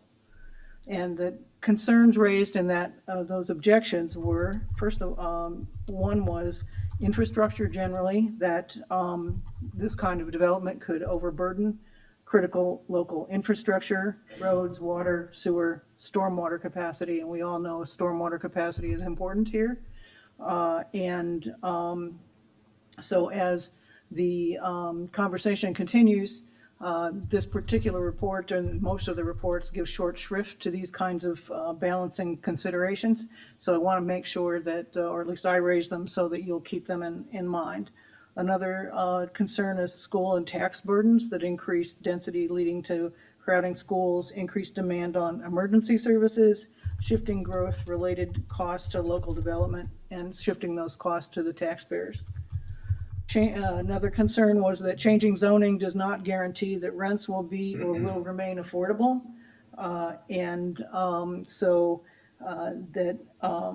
Predictions are just that. The changes in zoning that you propose as of right are concerning, because would then be little protection for existing homeowners. I would not like to see most of Downers Grove look like the east side of Washington Street between Warren and Rogers, where everything is jammed in on top of each other, or other areas on Rogers where condo buildings can't sit straight on the lot. It's catty corner and jacked in. With a personal experience of having my side yard collapse as the neighbor is building, what kind of shoring or other kinds of, as you make the side yards and setbacks less, protecting existing homeowners for FAR is important. Take a look at the area between on Washington Street. The houses there are totally overshadowed by the building that was allowed to go in there. That can happen with a house. I assure you it can happen with a house, and it's probably going to happen with my house. So those kinds of things that would be considered with a special use may remain important to the quality of life for the existing residents. Safety concerns, expedited permits, reviews, and third-party inspections can potentially lead to safety compromises for new construction as these things are expedited. That was listed as part of the mayor's and manager's concerns. And again, how will you protect the neighboring lot owners as this building program becomes denser and denser? Again, shoring requirements would have helped my situation. There is no shoring requirement. How are you going to keep other areas protected? As I said, the sunlight can easily be blocked by higher buildings and stuffing multifamily into small lots and going higher. So I applaud you seriously applaud you for the considerations that you're making. But, and of course the focus is on let's do all this and let's make it bigger and better. But don't forget everybody else here and the quality of life that we enjoy as well, and make it helpful and healthful for everybody. Thank you.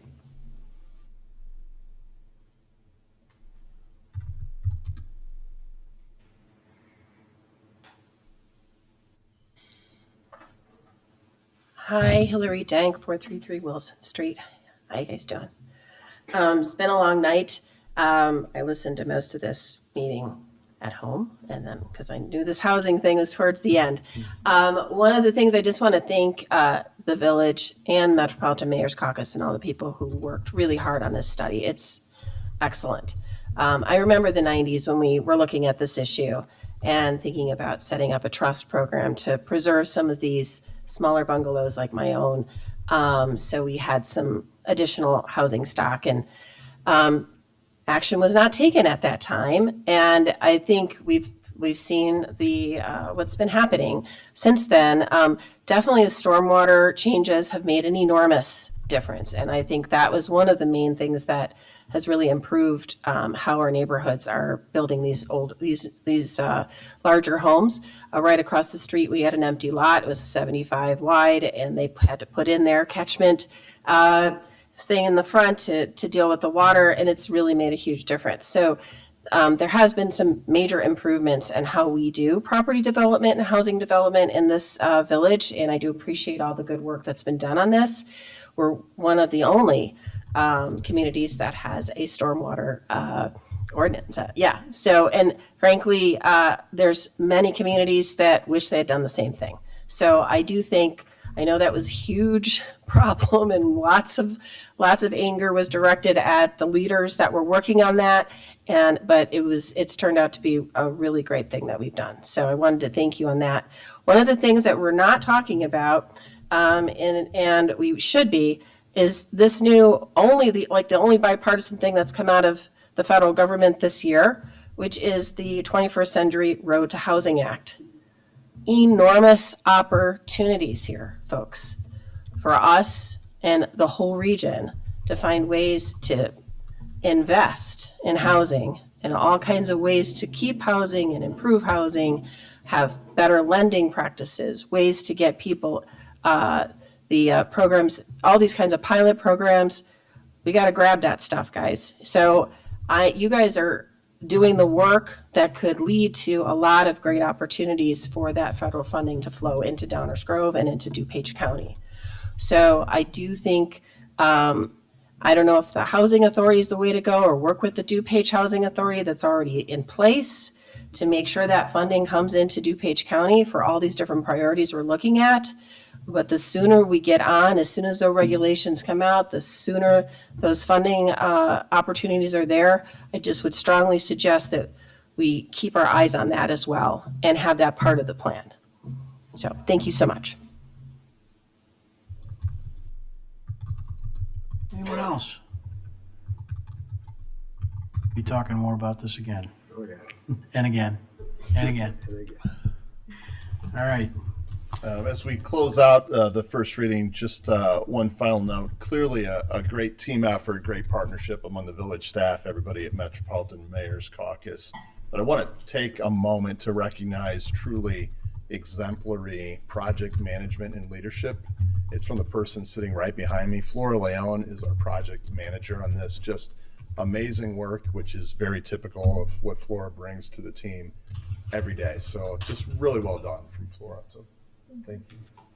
And that ends our first reading tonight, Mayor. You're not off the hook, Dave. Right to the manager's report, where we are continuing our long-range plan update, a series of meetings process that we do every other year as part of our long-range planning efforts.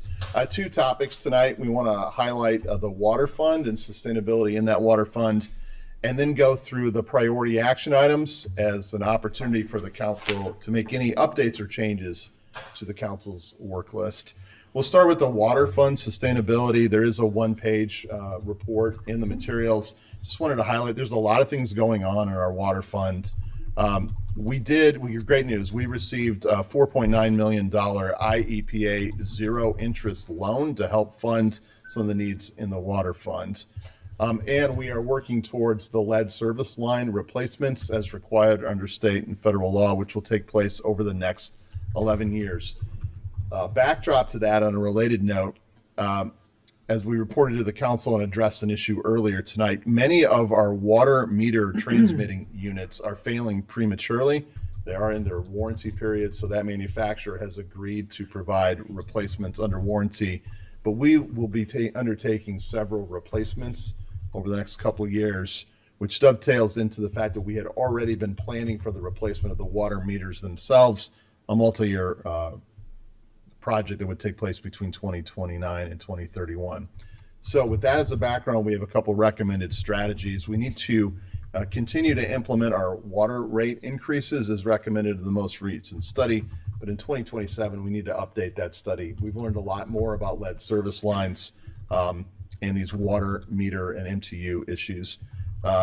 We need to execute, we should execute that $4.9 million low interest loan. And we'll finalize and start working on the lead service line 11-year journey and all those replacements. One of the key recommendations is to consider increasing village staff in the water fund by at least one full-time equivalent position just to handle the increased workload that we're experiencing.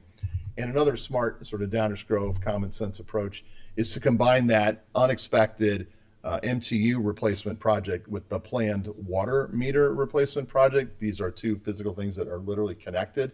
So to create a scale economy and to lower the impact on the residential households and the customers, let's combine those and we can lever the funds in that zero interest loan and the bond proceeds to do so. So that is all in a one pager in our LRP update. Council's been briefed on that, and just wanted to pause there, Mayor, to see if council had any comments or questions on that update. Thanks, Dave. Anyone? Pretty straightforward.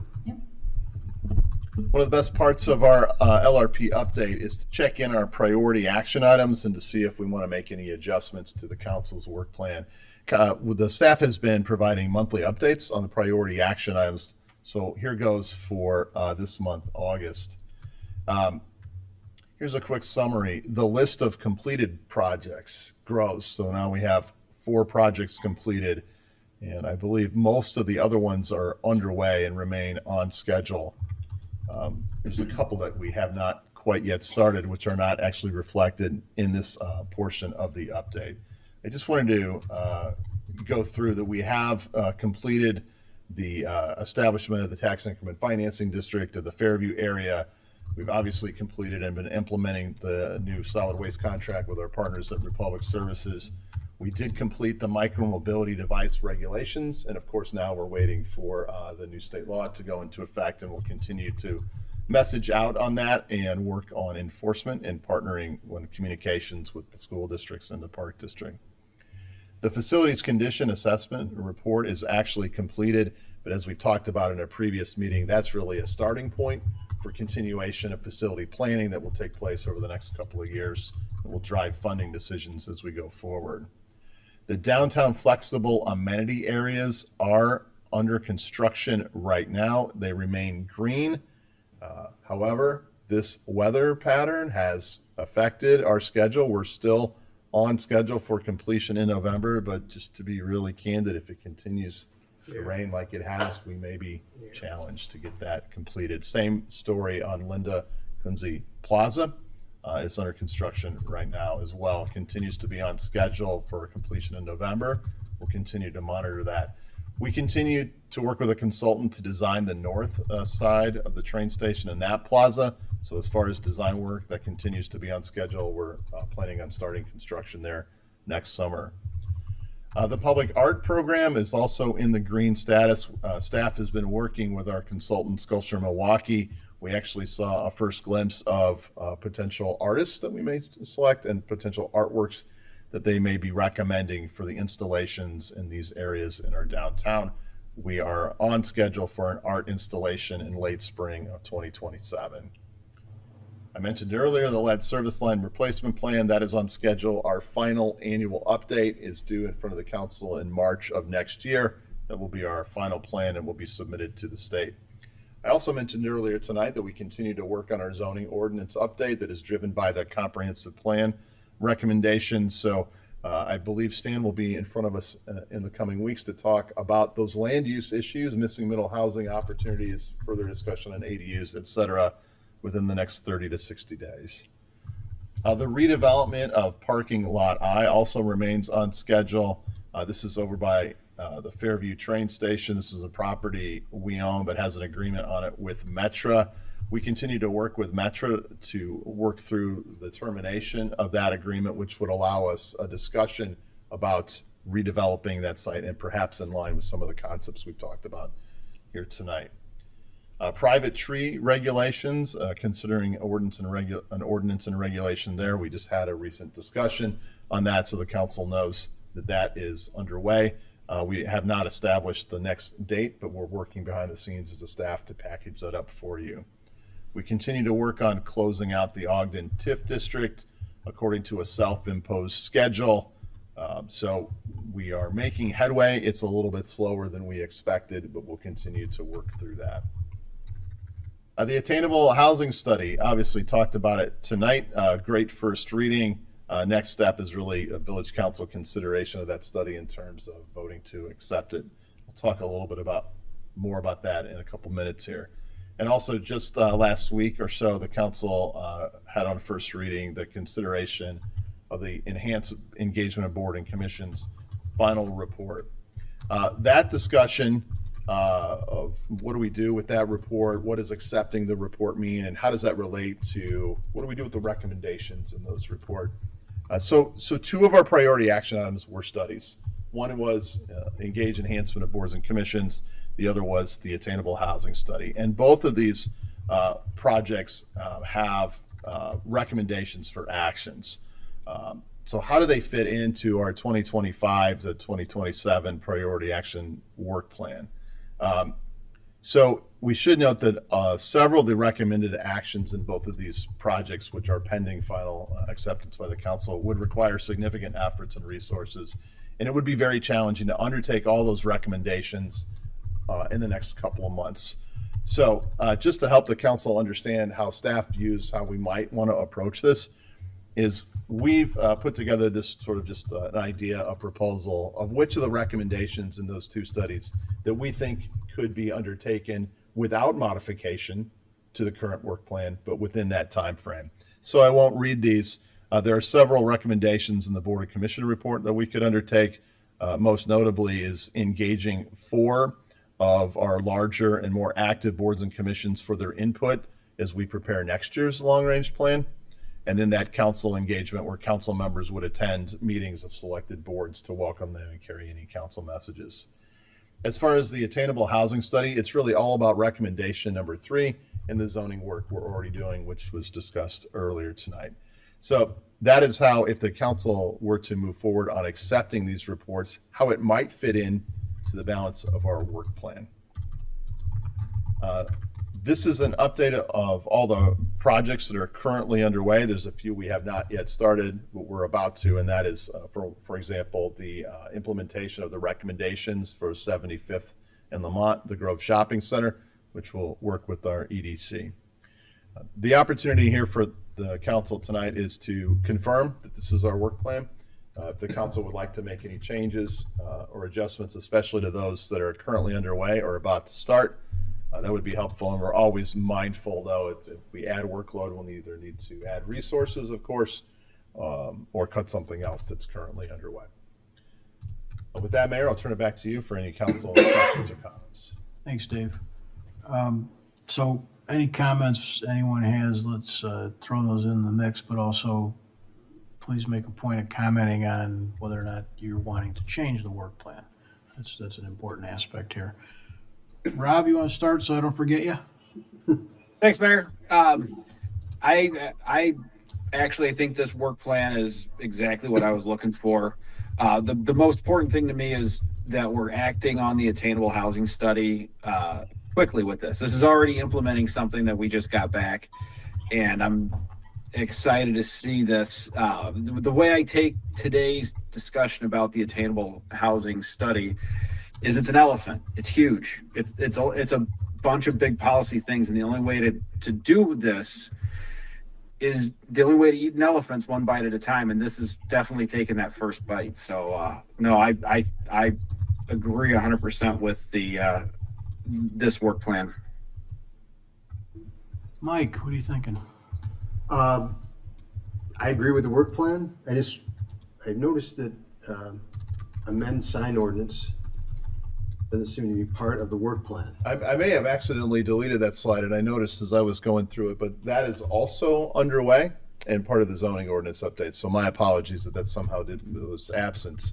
But thanks for keeping us honest on that one, Commissioner. Well, it'll dovetail into my council report. So, thank you. Leslie?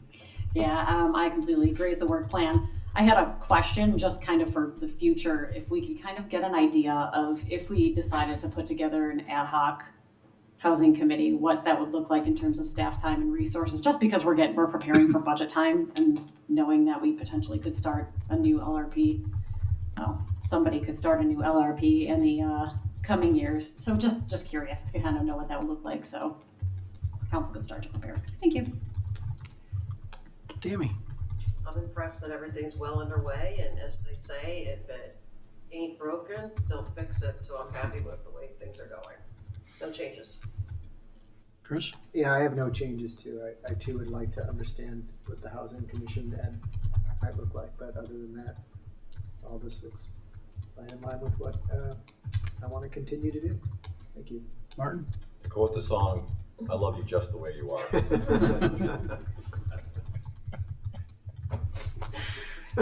I just wish I knew where some of this comes from. Do you really want to be in our plans? Yeah, probably not. Good point. I agree with my colleagues. Then that would end our manager's report tonight, Mayor. Thank you. Thanks, Dave. Council member reports. Rob, what do you got for us? No report tonight, Mayor. Mike? Yeah, I attended the District 99 school board meeting last night, just to kind of reconnect there, since I'm the liaison.